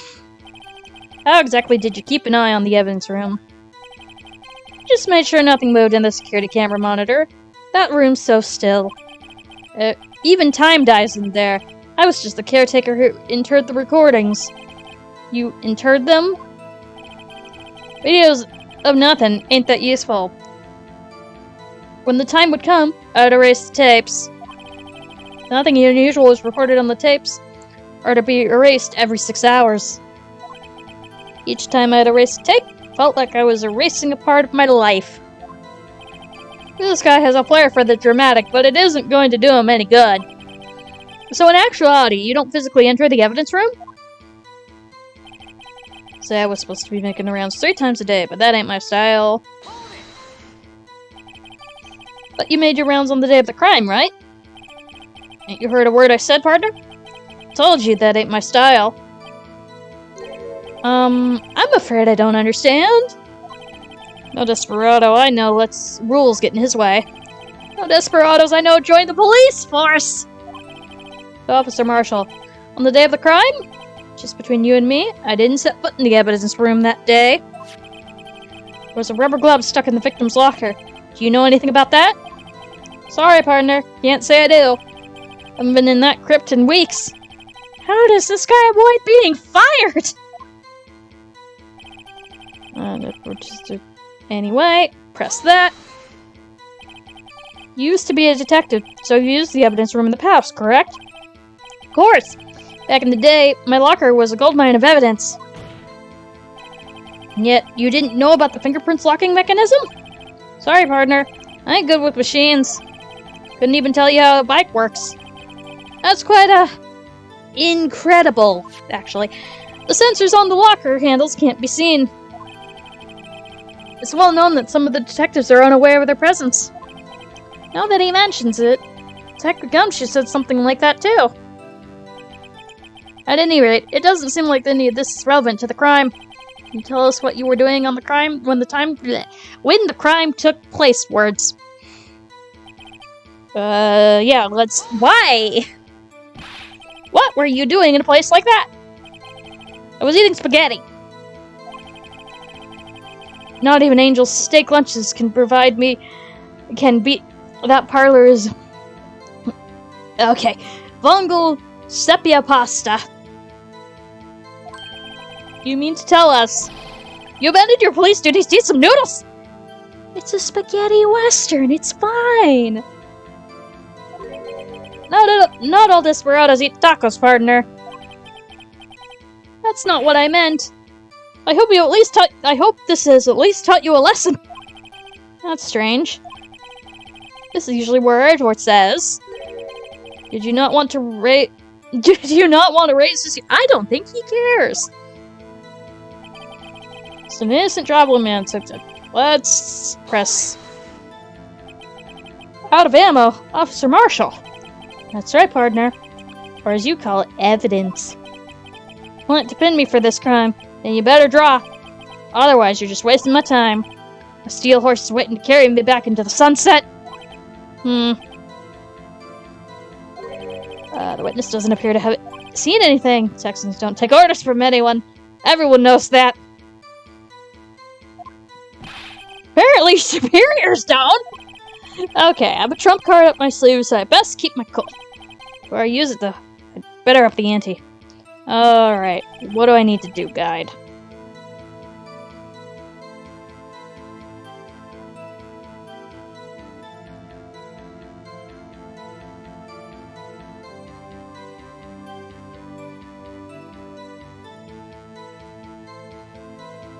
Okay.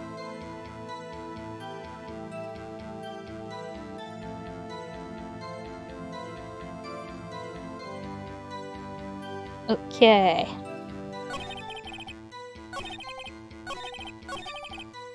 Alright.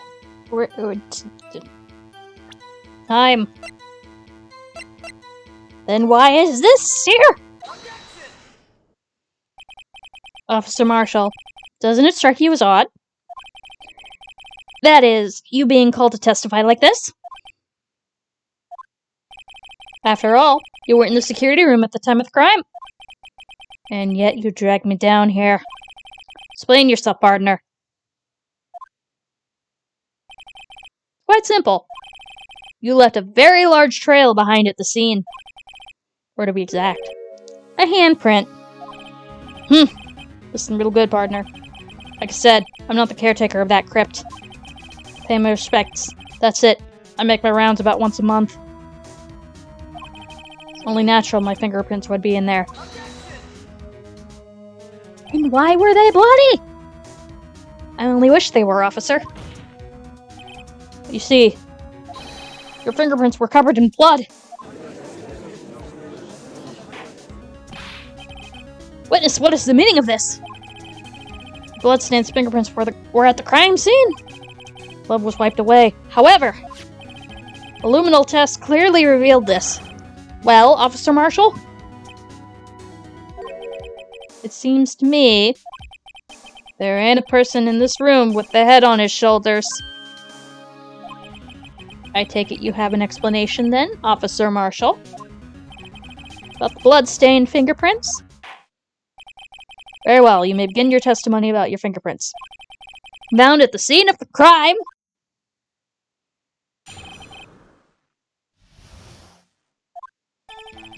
Like I said, it's only natural for my fingerprints to be in that evidence room. One of them just happened to be at the same place as the bloodstained handprint. Question mark? Murder touched the locker where my fingerprints was by chance. Question mark? Bloodstain and the fingerprints are completely unrelated. That's not how that works! Or didn't you know the murderer was wearing gloves? How did you know that? See? Had nothing to do with it. Appears valid, although there's room for it to life. Wouldn't be fun without any doubt, partner. The defense may now cross-examine the witness. Hiding something, I can feel it. That's my chance to prove it.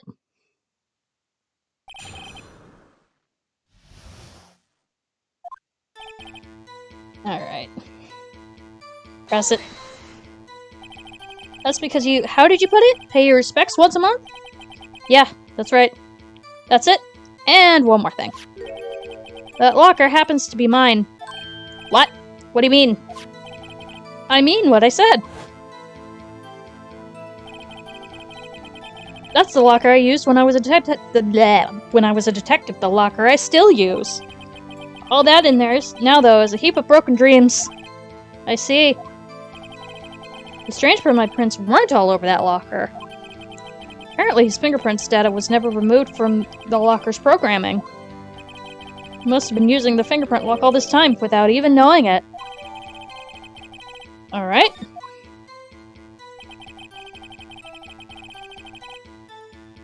Press that. So then, what about the bloody handprint? Wasn't mine. It's no mystery. Please explain.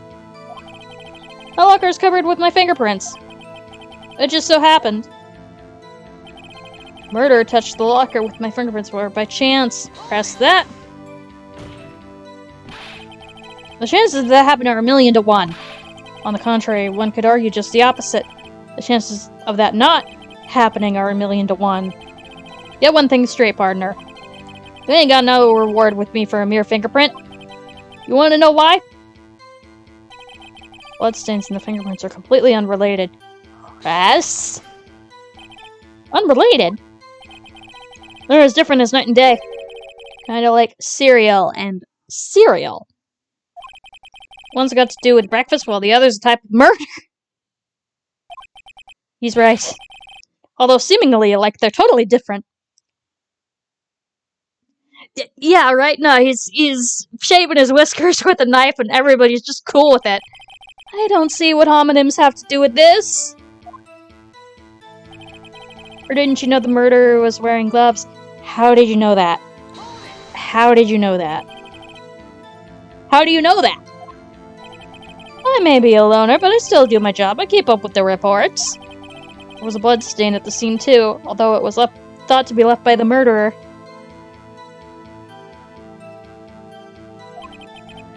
That's right. Found in Detective Gumshoe's locker. However, no fingerprints were detected on that handprint. Oh yeah, I think we tried that too. So that would mean the murderer was wearing gloves. Happened to place their hand on top of Officer Marshall's fingerprint. That's the only logical conclusion. Are you starting to get the picture, partner? The picture? The seal of blood. The desert is just like food for the buzzards. There's only one reality, and that's this. Security tape. My trial isn't in there. You can't say otherwise. This isn't getting us anywhere, Mr. Wright. Please consider carefully where you're going with this cross-examination. Yes, you're... Then continue your testimony, Officer Marshall. Too bad it wasn't me in that video, right, partner? Alright, hold on.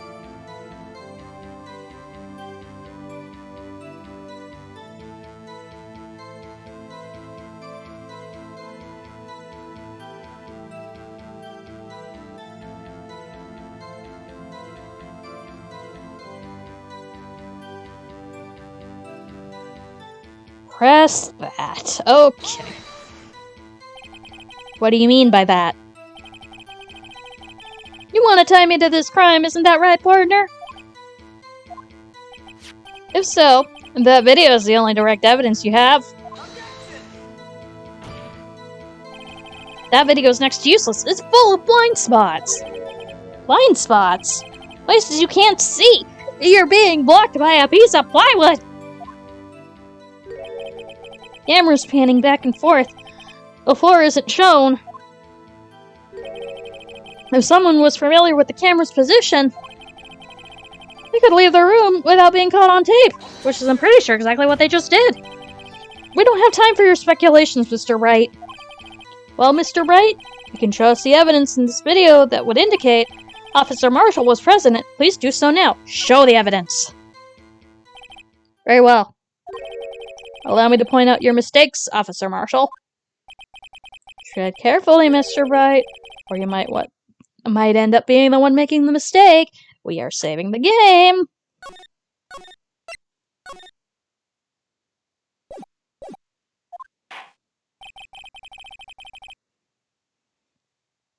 Now then, let's have another look at that video. Show us the incriminating evidence. Alright, let's fast forward.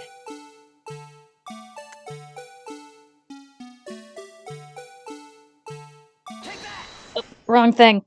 Wrong thing. Let's go back in time. Let's go back in time, briefly.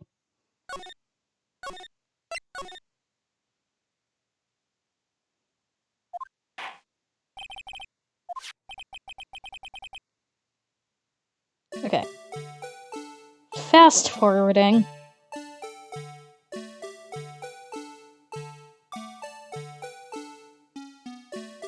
That happens. That happens. That happens. Oh. Pause. Yeah, what is this? Why is this here? Bringing our attention back to the security camera. Is a mistake I'm afraid you'll soon not forget, Officer Marshall. ... Days are short in Texas. So are our tempers. Could you sum up what you have to say in 8 words or less? Very well. You can clearly be seen in this video. Exactly 8 words. Not bad, partner. Key lies in a certain locker shown in the video.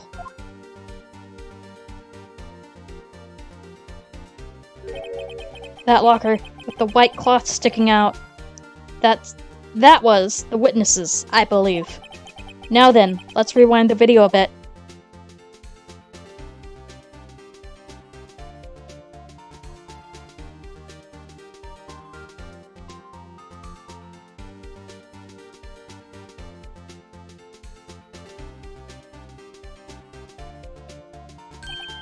Oh! The white cloth! It's gone! What's the meaning of this, Officer Marshall? When the crime took place, the white cloth wasn't there. And it suddenly appeared! There's only one explanation. Officer Marshall, you were in the evidence room at the time of the crime! What's more, you opened your locker when the camera was turned away. Order! Order! It would seem that there's only... Hold your horses! Sorry, partner. You got the wrong man. So what if my locker was opened? That doesn't mean I'm the one who opened it. Murderer needed to hide something, so he opened a locker and he stuck it in. That's not my fault he happened to choose mine. Well, to be fair, it is the first locker in the bunch, so it would actually make sense that he just picked a locker. Why is everyone staring at me like I'm a wanted man? This guy isn't just playing dumb. He really doesn't know. I hate to rain on your parade, parade, but you're the only person who can open that particular locker. Oh yeah? I'll call your bluff. You say I opened that locker. Now prove it! Alright.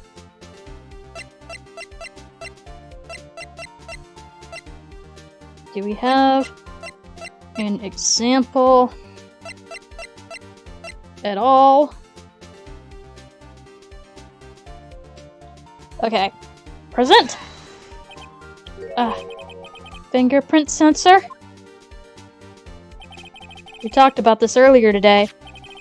The lockers can only be opened by the detectives they belong to. What kind of crazy talk is this? Well, Detective Gumshoe did mention something about this. In any case, the locks aren't that obvious. Or even some people on the horse that don't know about the fingerprint locks. So, Sheriff, what do you have to say? In 8 words or less.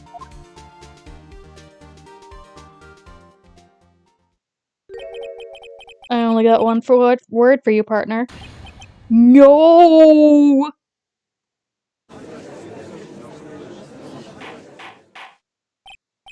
Order, order, order. Witness, explain yourself. Best one I've ever heard. I assure you this is no joke, Officer Marshall.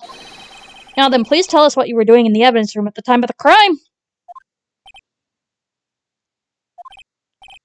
Ole, please answer the question. What is he now, a bullfighter? That's alright, Officer Marshall. I believe we can figure out the rest from here. We can? Have a look at the floor plans. There's no place for someone to hide in the evidence room. Yet Officer Meekins didn't see Officer Marshall. That's so, then where was the witness? Seems Mr. Wright has an answer. That's right. The only possible conclusion. Well then, let's hear it. Let me just look at the guide real fast.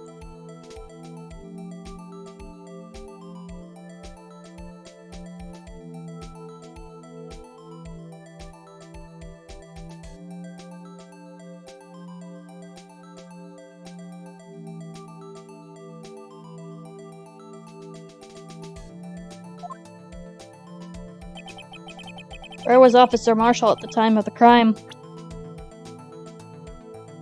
Should be right here.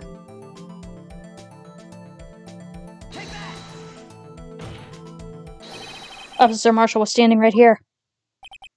There? But that's where the victim, Detective Goodman, was. Correct. Unless the man wasn't Detective Goodman. I believe the victim in this video is Officer Marshall. It was you dressed up like Detective Goodman. That's preposterous. Officer Meek has witnessed a detective at the crime scene. Once he saw the man's face, he'd know it for sure. But he never did. They point out, though, that Officer Meekins did not know Detective Goodman. He also testified about the man's reaction when confronted, which was to throw a knife at him. When I entered the evidence room, I asked him to show his ID card, sir. Yes, and how did Detective Goodman respond? He suddenly pulled a knife on me! Something about the officer's story puzzled me. If the man had his ID card, why didn't he just show it? Yes, he would have needed it to enter the evidence room, so he must have been carrying it. The answer is simple. He couldn't show it. As you can see, Detective Goodman's picture is on his ID card. Oh, I get it! If he showed it, his cover would have been blown. Officer Meekins would have realized the man wasn't Detective Goodman. Do you have anything to say to this, Officer Marshall? Jerky. You've got quite an imagination, partner. We got a term for that. It's called circumstantial evidence. Circumstantial evidence? He's still denying it. You're gonna have to do better than that to break a detective. Unless you have hard evidence proving I dressed up as the victim. Can't say this I care for your uncooperative disposition. I can't say I care for your beard, but you don't see me complaining. He really doesn't like his beard. Well, Mr. Wright, do you have any evidence proving beyond a shadow of a doubt that it was Officer Marshall dressed up as the victim? Well, who am I kidding? I don't have anything like that. See the fear in your eyes, partner. Seems you're the only one who couldn't take the desert heat. Ugh, this can't be happening. So obviously, what do I do? Help? Help? It looks like your lack of expertise has finally been exposed. Question mark?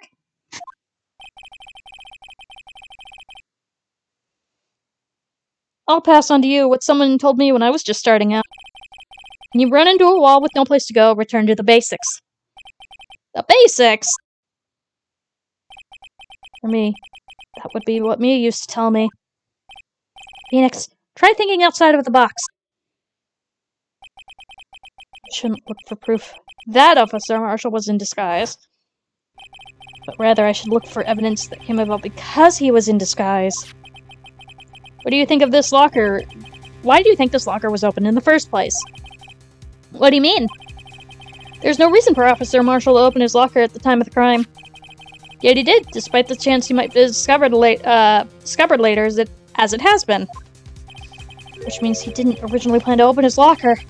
According to the defense's argument, Officer Drake Marshall dressed up as Detective Goodman at the time of the crime. Then, after the crime was committed,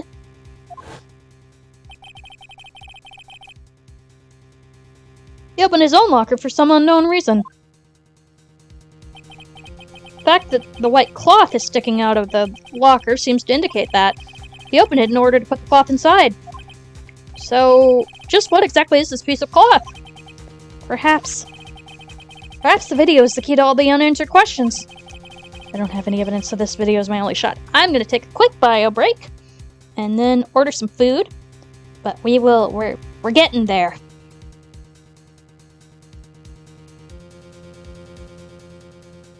Okay. Okay. We've got a little bit more left to go of this section, but we'll finish it. That's probably where we'll call it, and then we have the last part, I think. Yeah, there's an investigation and another trial scene. We'll get there. I told you this case was long. Alright. First order of business. We're gonna BRB. Hazel's in charge.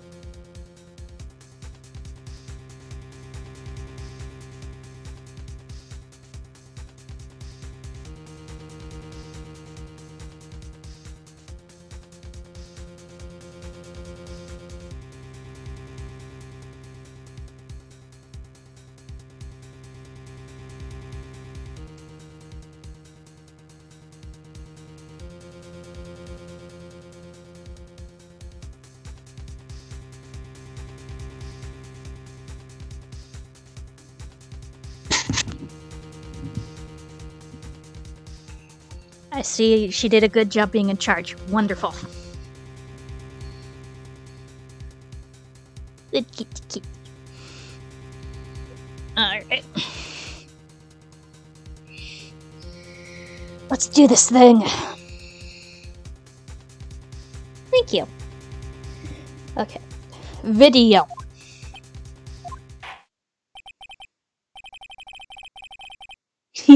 Wait, what? Very well, let's take another look at the security tape. Fifth time. After committing the crime, the witness opened up the locker to put away the white cloth. Please show us why the witness had to open his locker. Okay, fast forwarding.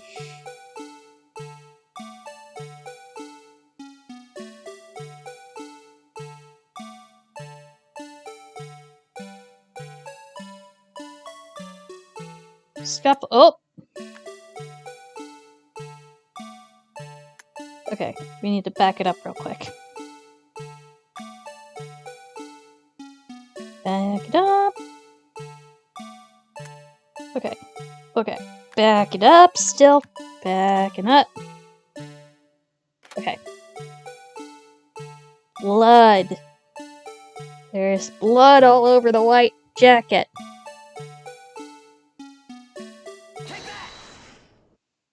For some reason, you disguised yourself as Detective Goodman in his white jacket, which is just anytime a character wears white in a murder mystery show, you know there's gonna be blood on it.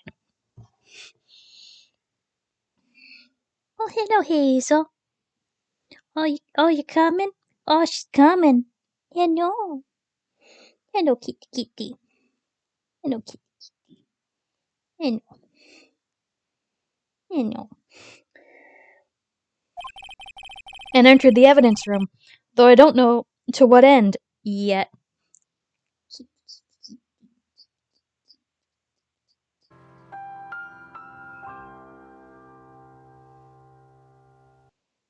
Cheer 500. Oh, my dearest Gin, the King of Souls has a question. He is most nervous about asking, especially because there is a special day coming up. Soul wonders if he would be allowed to make you a special Valentine's dinner? Blushes in Hyde's face. Welp, maybe? What's for dinner? But thank you. That was very kind of you. Thanks for thinking of me, because Valentine's Day has always been kinda, yeah, for me. That's part of the reason why I made it Hazel's birthday. Because she makes me happy. And there's love for the kitty kitty. But thank you, Saul. Alright. Enter the evidence room, though we don't know what end yet.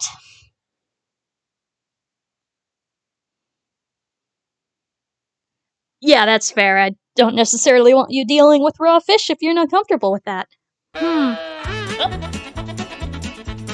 Hi, Liv! Thanks for the raid!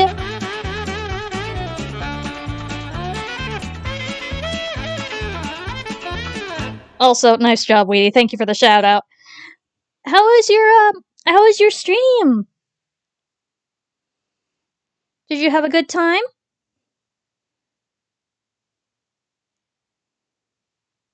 Yeah, Hazel's a good girl. She decided that she now wants to nap right next to me, which is totally fine. Yeah, it is. Okay. Enough kitty time. Time for murder.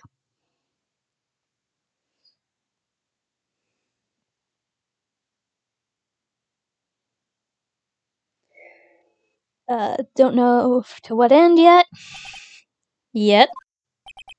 However, something unexpected happened. Officer Meekins barged in on you. Oh, nice. That's so cool. When asked to show your ID card, you pulled a knife on him. However, Officer Meekins panicked and used his kung fu on you. And the white coat you were wearing is soiled with blood. See, this is why you never wear white. Never, ever. White coat. You couldn't just walk out like that. You hid the coat in your locker. Not bad, partner. Isn't it great? Marshy made it. And of course I had to do some play on the bunny ears lawyer, so I did kitty ears instead. Now then, Officer Marshall. Are you ready to tell us the truth? Looks like I underestimated y'all. Happy now, Mr. Edgeworth. 2 years ago. Yes. The wonderful Marshy has made all of my PNGs so far. This was, I've commissioned her like 3 times right now, and, this was one of the ones that I, commissioned in round 3. There are a couple others that I haven't debuted yet, but, I love them. They're great. 2 years ago. If you were only half as persistent then as you were today, we all wouldn't have had to be here now, would we? Officer Marshall, tell the court what you did. All of it. Alright. Seems the time has come.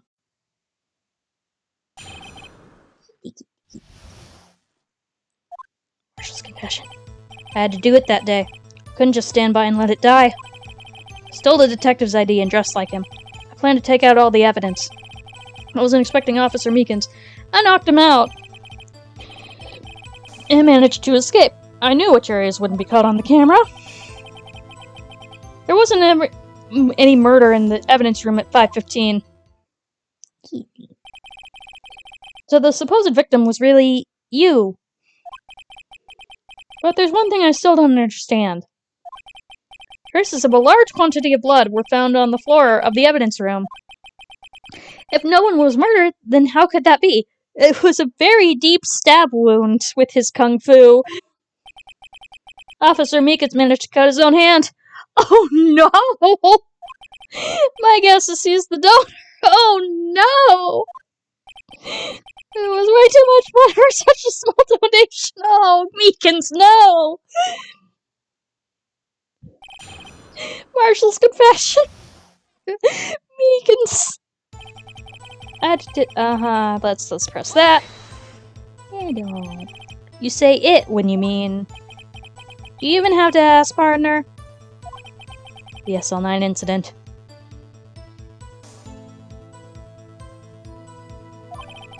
Two years have passed since that case was closed. It was going to completely end with the transferal that day. Not if I have anything to do with it. That incident's not over.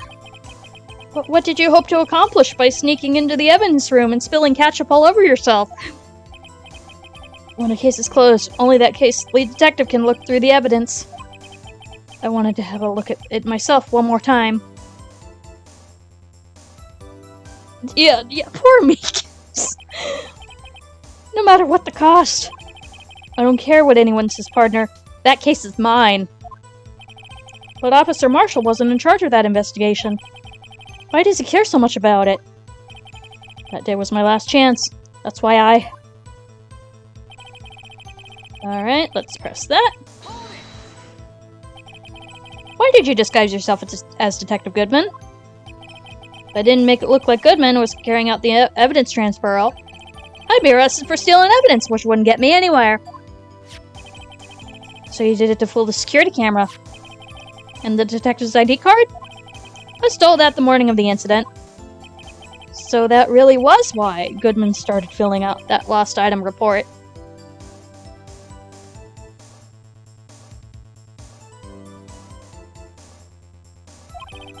I returned his ID card. I left it on the floor of the prosecutor's office's parking lot. I mean, maybe. The ID card I found was left there by Officer Marshall. So essentially, you managed to succeed despite your lack of foresight. What do you mean, partner? I mean the fingerprint-activated lock, of course. No matter how well you disguise yourself, you can't change your fingerprints. Under normal circumstances, you wouldn't have been able to open that locker yourself. But he could because of a rubber glove just happened to get stuck in the door. That means Detective Goodman must have opened the locker before Officer Marshall. I wasn't expecting Officer Meekins. I knocked him out. You pulled a knife on Officer Meekins and tried to drive him off? Let's just say I was a little surprised. Only planned on being in the evidence room for no more than 5 minutes. I didn't think anyone would actually come in during that short time. Officer Meekins certainly is a one-of-a-million type of person. Mistaking a detective for an intruder and demanding to be shown his ID. I'll have to think a little more about his raise this year. When did Edgeworth get so much influence? Anyway, he threw himself at me, and it ended up cutting him slightly. I'm sorry I had to turn out this way. With me knocking him out and everything. By the way, what happened to your knife? Oh, you mean this one? That I'm using to shave? I don't know what to say. So you knocked Officer Meekins out and... Managed to escape, I knew it. Press that. So, you did your research beforehand. Those go into the desert unprepared don't live long, partner. I didn't think it would make a difference, though. The security tape is erased every 6 hours. If all had gone as planned, no footage would have been left. However, you bloodied your coat and the struggle with Officer Meekins. Right? It's just there! If someone was in the security room and I came out, the jig would have been up. I opened my locker and stashed it in there. Yep, it's just right there! What was Officer Meekins doing during that time? What else? He was sleeping like a baby. So what you're saying is on that day? There wasn't any murder in the evidence room at 5:15. Alright. Guide, help me.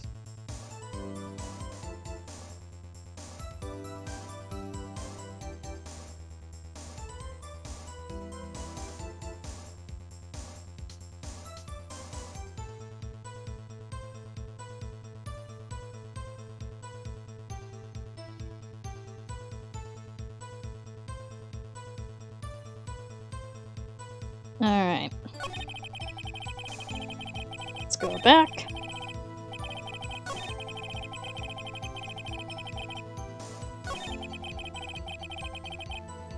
Alright, let's present this stack of papers.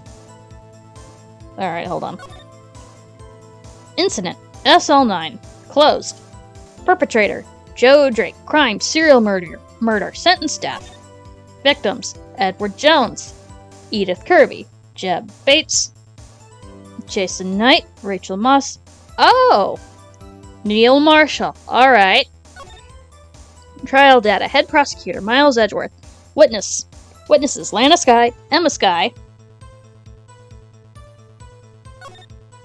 Investigation Task Force. Executive investigators. Damien Yant, Lana Skye. Head investigator, Bruce Goodman. Investigators. Jake Marshall, Angel Star. Alright. Present! Oh, was it too early? Okay. Fine. Alright. We're not going back in time, we're just gonna take that hit. Alright, so we're gonna save. Real quick. I guess I presented that too early!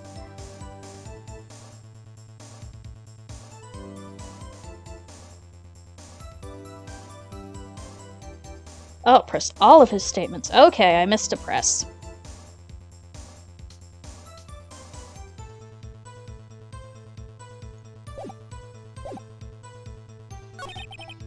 Da-da-da-da-da-da. Everything involved here is somehow related to that case. Better take another look at the files.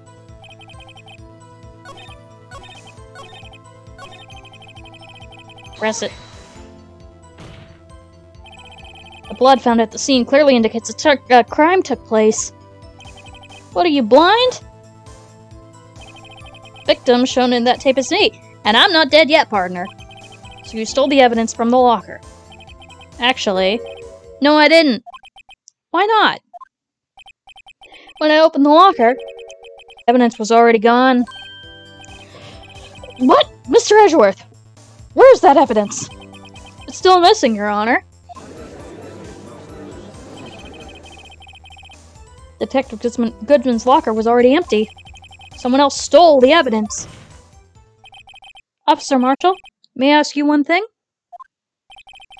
Fire away, partner. It's free country.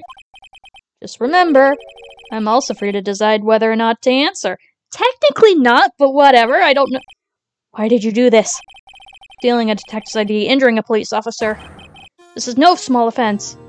Oh, we're getting the sad music, here we go. Moreover, you're an officer yourself. This will have serious consequences. It can't just be forgiven with a simple cut of salary. Not that salary cuts are ever a valid solution. Like I said, this isn't your case. This one is mine. And I'll do anything it takes to get an answer I'm satisfied with. The witness has an unusual amount of zeal. Let's hear more. I can't forget the SL9 incident. You know why?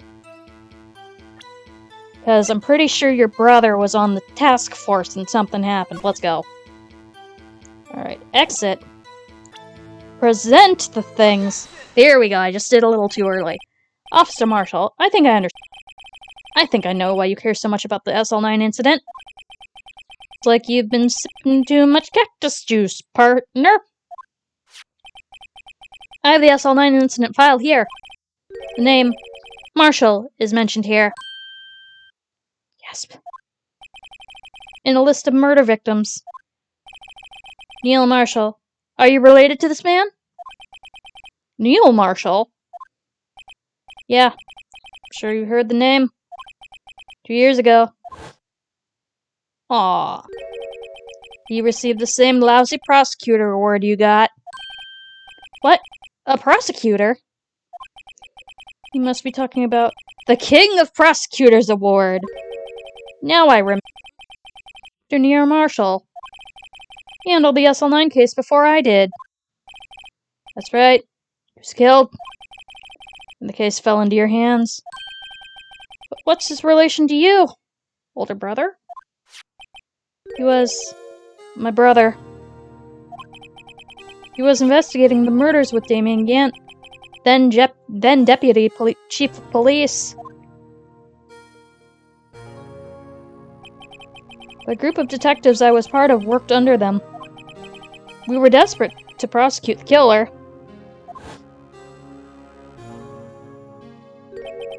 Joe Drake. My brother fought Drake and was killed. That was the first time Drake left behind any evidence. That was all we needed.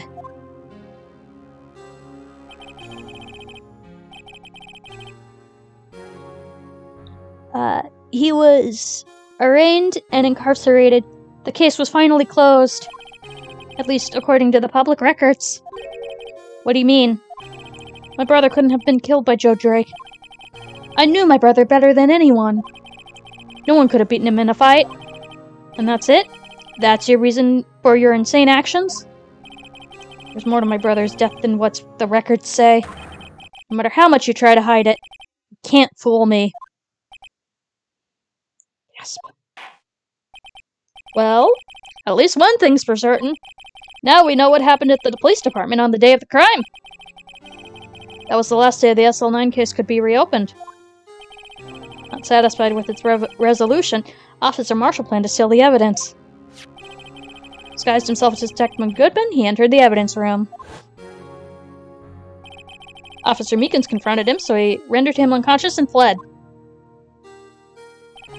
Yes, this mystery has finally been cleared up.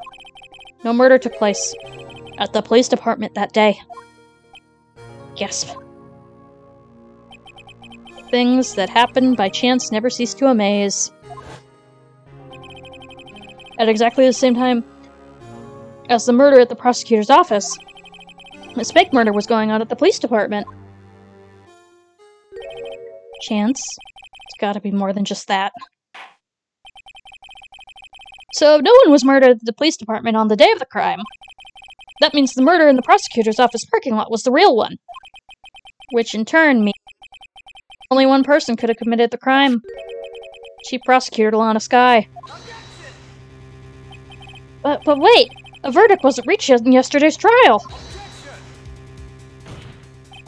Which is why we examined the incident in the police department today. But there's only one reason the defendant was not convicted yesterday. Yet remained the mystery of the simultaneous murder at the police department. Seems to me, this boy's got a draw on you, partner.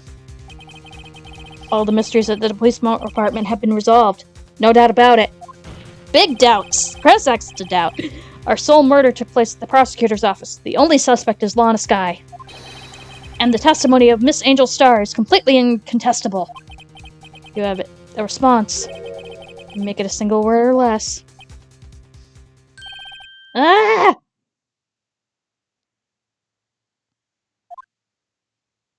You rest case. I rest my case. Seems the trial has been reached its conclusion. There's no room for doubt. Well done, Mr. Wright. Thanks to you, I didn't need to waste my time disproving of the alleged murder at the police department. There's no doubt what I proved today is true. The apparent murder on the security camera tapes really was a fake. But I didn't realize that would end up proving Lana guilty. Now then, time for the verdict has arrived. This court finds the defendant. Hold it! Oh, Emma. Your Honor, wait! Emma! The defense has an objection! A scientific objection! Right? What do you mean, right? Mr. Wright, are you this girl's guardian? Basically, welcome to adoptive daughter number 1! Please, Your Honor, all I'm asking is for a minute of your time. Please hear me out. Mr. Edgeworth, please. I don't want to leave any loose ends. You want a minute? I'll give you 3. I was kind of in shock. I mean, finding out the SL9 incident referred to the Joe Drake killings. Now that she mentions it, the names of both Skye sisters were in that file. That's when I figured it out. I mean, what Officer Marshall was trying to do that day. So I knew his fingerprints had nothing to do with the crime. That left only one thing. The other handprint. You mean the traces of blood found on Detective Gumshoe's locker? But no fingerprints were found on it, right? No, but I figured if I examined it scientifically, I'd be sure to find a clue. So I ran over there and looked at it again. So did you find something? No! Huh? Sorry. I guess I'm not much of a scientific investigator after all. Ugh. Is that all? Please don't be mad. I'm just a high school student. And I'm just an attorney. But Mr. Wright, those traces of blood are the only clues we have. Can't find something wrong with them. Please, Mr. You're a professional. If anyone can save Lana, it's you. Me? Oh boy. Time's up. Now then, Mr. Wright, we've read incident at the police department. Does any reasonable doubt remain? Appears the defense is troubled by the other blood mark. Looking at the floor plans, the handprint was discovered around here. Is there a problem with this? Mr. Wright, I'm sorry I can't be of more use. But still, if you can't find anything wrong with that blood mark, Lana will be. Please answer my question, Mr. Wright. We don't have all day. I would like to order food. Yes, Your Honor. If I ever needed to concentrate, it's now.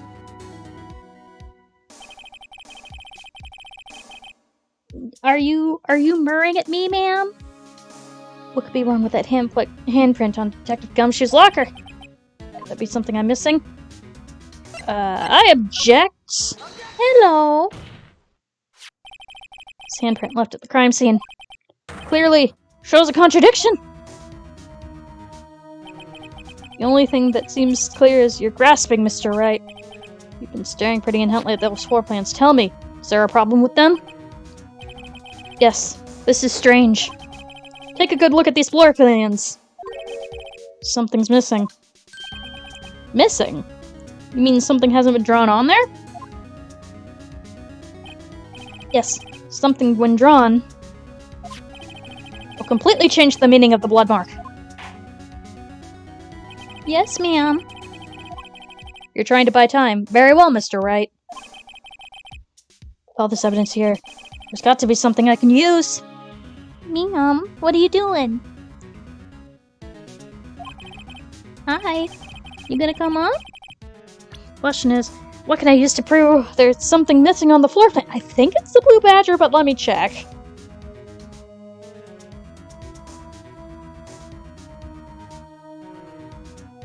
It actually is the blue badger! Oh my goodness. Okay, so we're presenting this lovely thing. Save us, blue badger!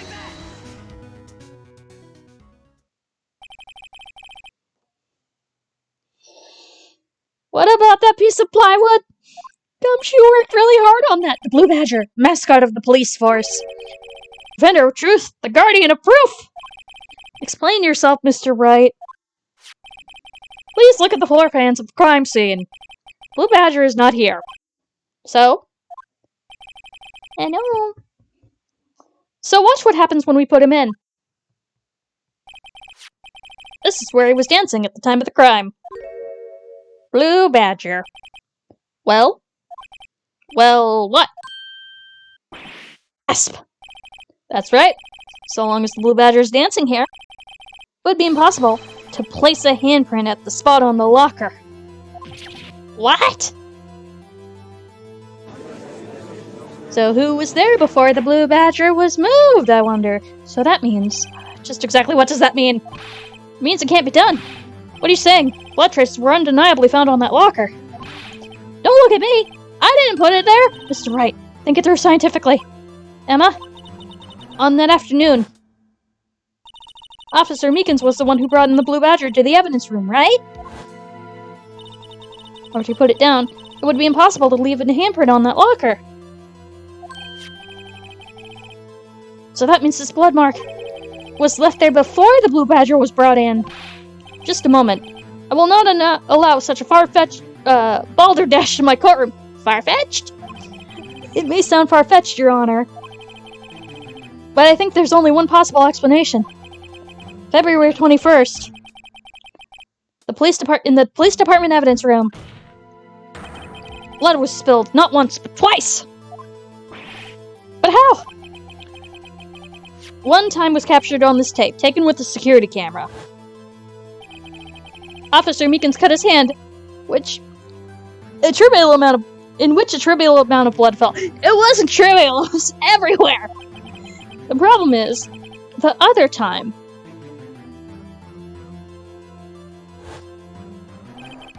someone bled prior to the struggle shown on the tape. It had to have been Detective Goodman, when he was really murdered. That's ridiculous! I refuse to accept your absurd claim! The murderer portrayed in the security tape has been proven to be fake. However, that does not explain the blood mark found on the locker. So then, assuming this murder you purport really happened, when did it take place? I demand you show evidence that proves when it occurred. When did the first incident occur? Hello. Oh, is it cuddle time? Hello. We're getting to the good part, though. We're getting to the good part, my love. Alright. When did the first murder occur? Yes, it is an objection war. To summarize, the defense claims that prior to Officer Meekins being cut by Jake Marshall, who was posing as Detective Goodman, another incident took place at the evidence room. That's right, the blood mark on the locker proves this. Very well. Then tell us when I can actually see again, because the cat is moving. When does this first incident occur, as Mr. Edgeworth said? Proof that shows when the murder took place. There's only one piece of evidence that can show that. I think it's the record, but let me check that. Hello. Hello. Yes, that is correct. Hello. Do you want to say hi to the audience? Hazel says hi to the audience. Hi, sweetie.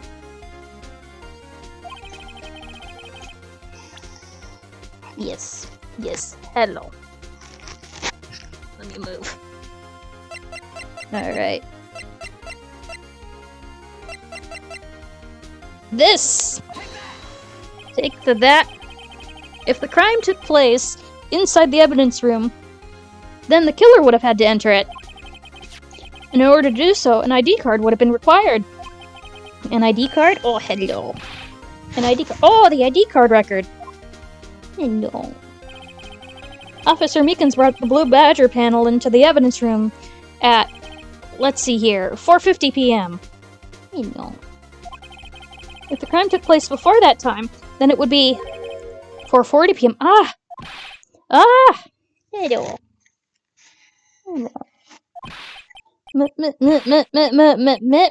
Miss Miles Edgeworth, just what have you done? Oh yeah, you probably heard a little bit of a purr. She's been very cuddly right now. You know. I never would have figured you had the nerve, boy. Drop the act, witness. It doesn't take a lot of thought to figure out it couldn't have been me. Nope, I ain't getting it. She's so cute, I love her. I'm afraid I don't understand either. It's clear from the luminal test that the blood was there. However, when the second crime took place, both Officer Meekins and Officer Marshall failed to notice the blood. That means the blood from the first crime was wiped away by the real murderer. I would have had just 10 minutes to murder the victim, carry his body away, and clean up the blood. Unfortunately, that's physically impossible. That would mean the crime must have taken place before Mr. Edgeworth entered the evidence room. Let's look at the chart again. Yeah, who was 777? Who was the luckiest number on the block? The lucky number. But wait, that doesn't make sense. How could Detective Goodman have entered the evidence room? Maybe he came in with somebody? Since there's no record of his card being used beforehand, he must have entered along with the real murderer. That's the only plausible explanation. He went with 77777. Mr. Edgeworth, please look into this ASAP. Find out whose ID number this 77777 is. That's 1 7 too many, Your Honor. Unfortunately, I'm unable to look up the owner of that ID card. At least, at present. What? Explain yourself, son. The ID number 777 with the rank of captain or higher. Someone who is so-called executive officer. We don't have the authority to inquire in such a person's identity. Why not? Hello. But that's ridiculous. Just how... I'm not finished talking, Mr. Wright. I know. There's one situation in which we can be granted such authority. If an official charge filed against an executive is accepted. An official charge? You're all alike, aren't you? With your cover-ups and your forgeries. That's how the prosecutor's office operates. Yep. I take pride in my work, Officer Marshall. I would appreciate it if you kept your slander to yourself. Slander, is it? Okay. Let me ask you a question. Yes? No, not you. To her, the defendant sitting over there. Her own little executive. Lana? Don't be stupid. She's being charged with murder. Of course we looked up her ID number. And it's not 77777. Don't play me for a fool, partner. That's not what I want to ask. All I want to know is one thing. About that incident. The SL9 incident? Answer me this, Chief Prosecutor. In that trial 2 years ago, did you really only use legitimate evidence?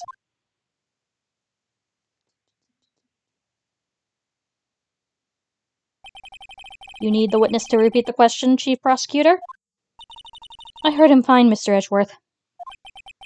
2 years ago, I was in charge of the prosecution for that trial. At the time, occasionally, we felt the powerlessness of the law. At least, I did. Lana? I became a prosecutor in order to suppress crime with the law. But before I realized it, we were the ones being suppressed by the law. Defendant, just what are you saying? That the system is corrupt? I'll ask you again, Chief Prosecutor. Aww. During that trial 2 years ago, did you really present all the evidence in court? Can you look me, an investigator of that crime, in the eye and say that you did? Chief Prosecutor, you didn't. I don't have to, Officer Marshall. Why won't you answer him? Drastic crime require drastic measures. That's just the way it is. We did what we had to do in order to get him to the verdict he deserved. But Lana, even if it involved foraging evidence.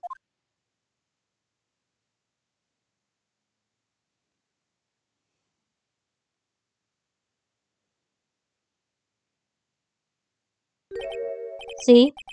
That's what I'm talking about. No. No! And an uproar occurs. So much order. So much order. Honest remark caused such a stir. The chaos in the courtroom could not be quelled. The conclusion of the trial would have to wait until the following day. Yeah, we're still going on this case. Okay, but this is where we're gonna stop. Next time, Gadget, is when we're gonna try to finish it, because it should just be one more investigation and one more trial taking forever. But yeah, there's a reason why I was like, oh, this case, it takes forever. Alright, but that is where we're gonna end it. Because, yeah, I've been going for 2 hours and 40 minutes. Let's take a break so I can have some food. Alright, so. But yeah, thank you all for coming. It was a lovely time, even if my cat crashed the stream very, very slightly. She is now under my arm, looking up at me so lovingly. Okay, so let's find. I think I know who we're gonna raid, because they're doing a celebration. Thank you for coming. Thank you for the raid. I appreciate it very much. Oh, yes, I do. We appreciate all of our audience, don't we, Hazel? Bam, you were drooling all over me.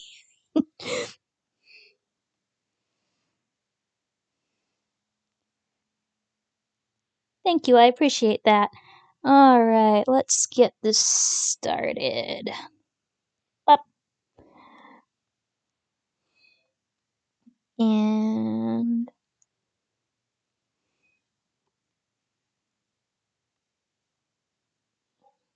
yeah. They should still be going. They should still be going for another, 4 hours, but let's just see who else is going, just to be sure. Raid.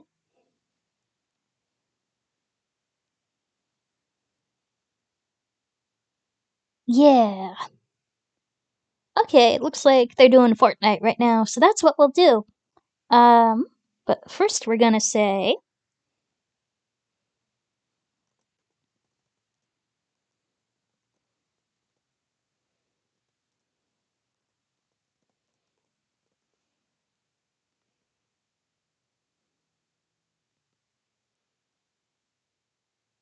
that's what it'll be. And we'll use this emote. Go with that. So yeah, we're gonna raid Bell, because he's streaming. He's doing a 2-year celebration, which is neat. Boop.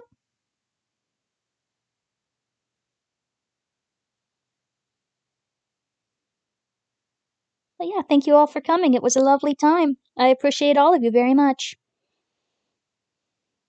Have a good evening.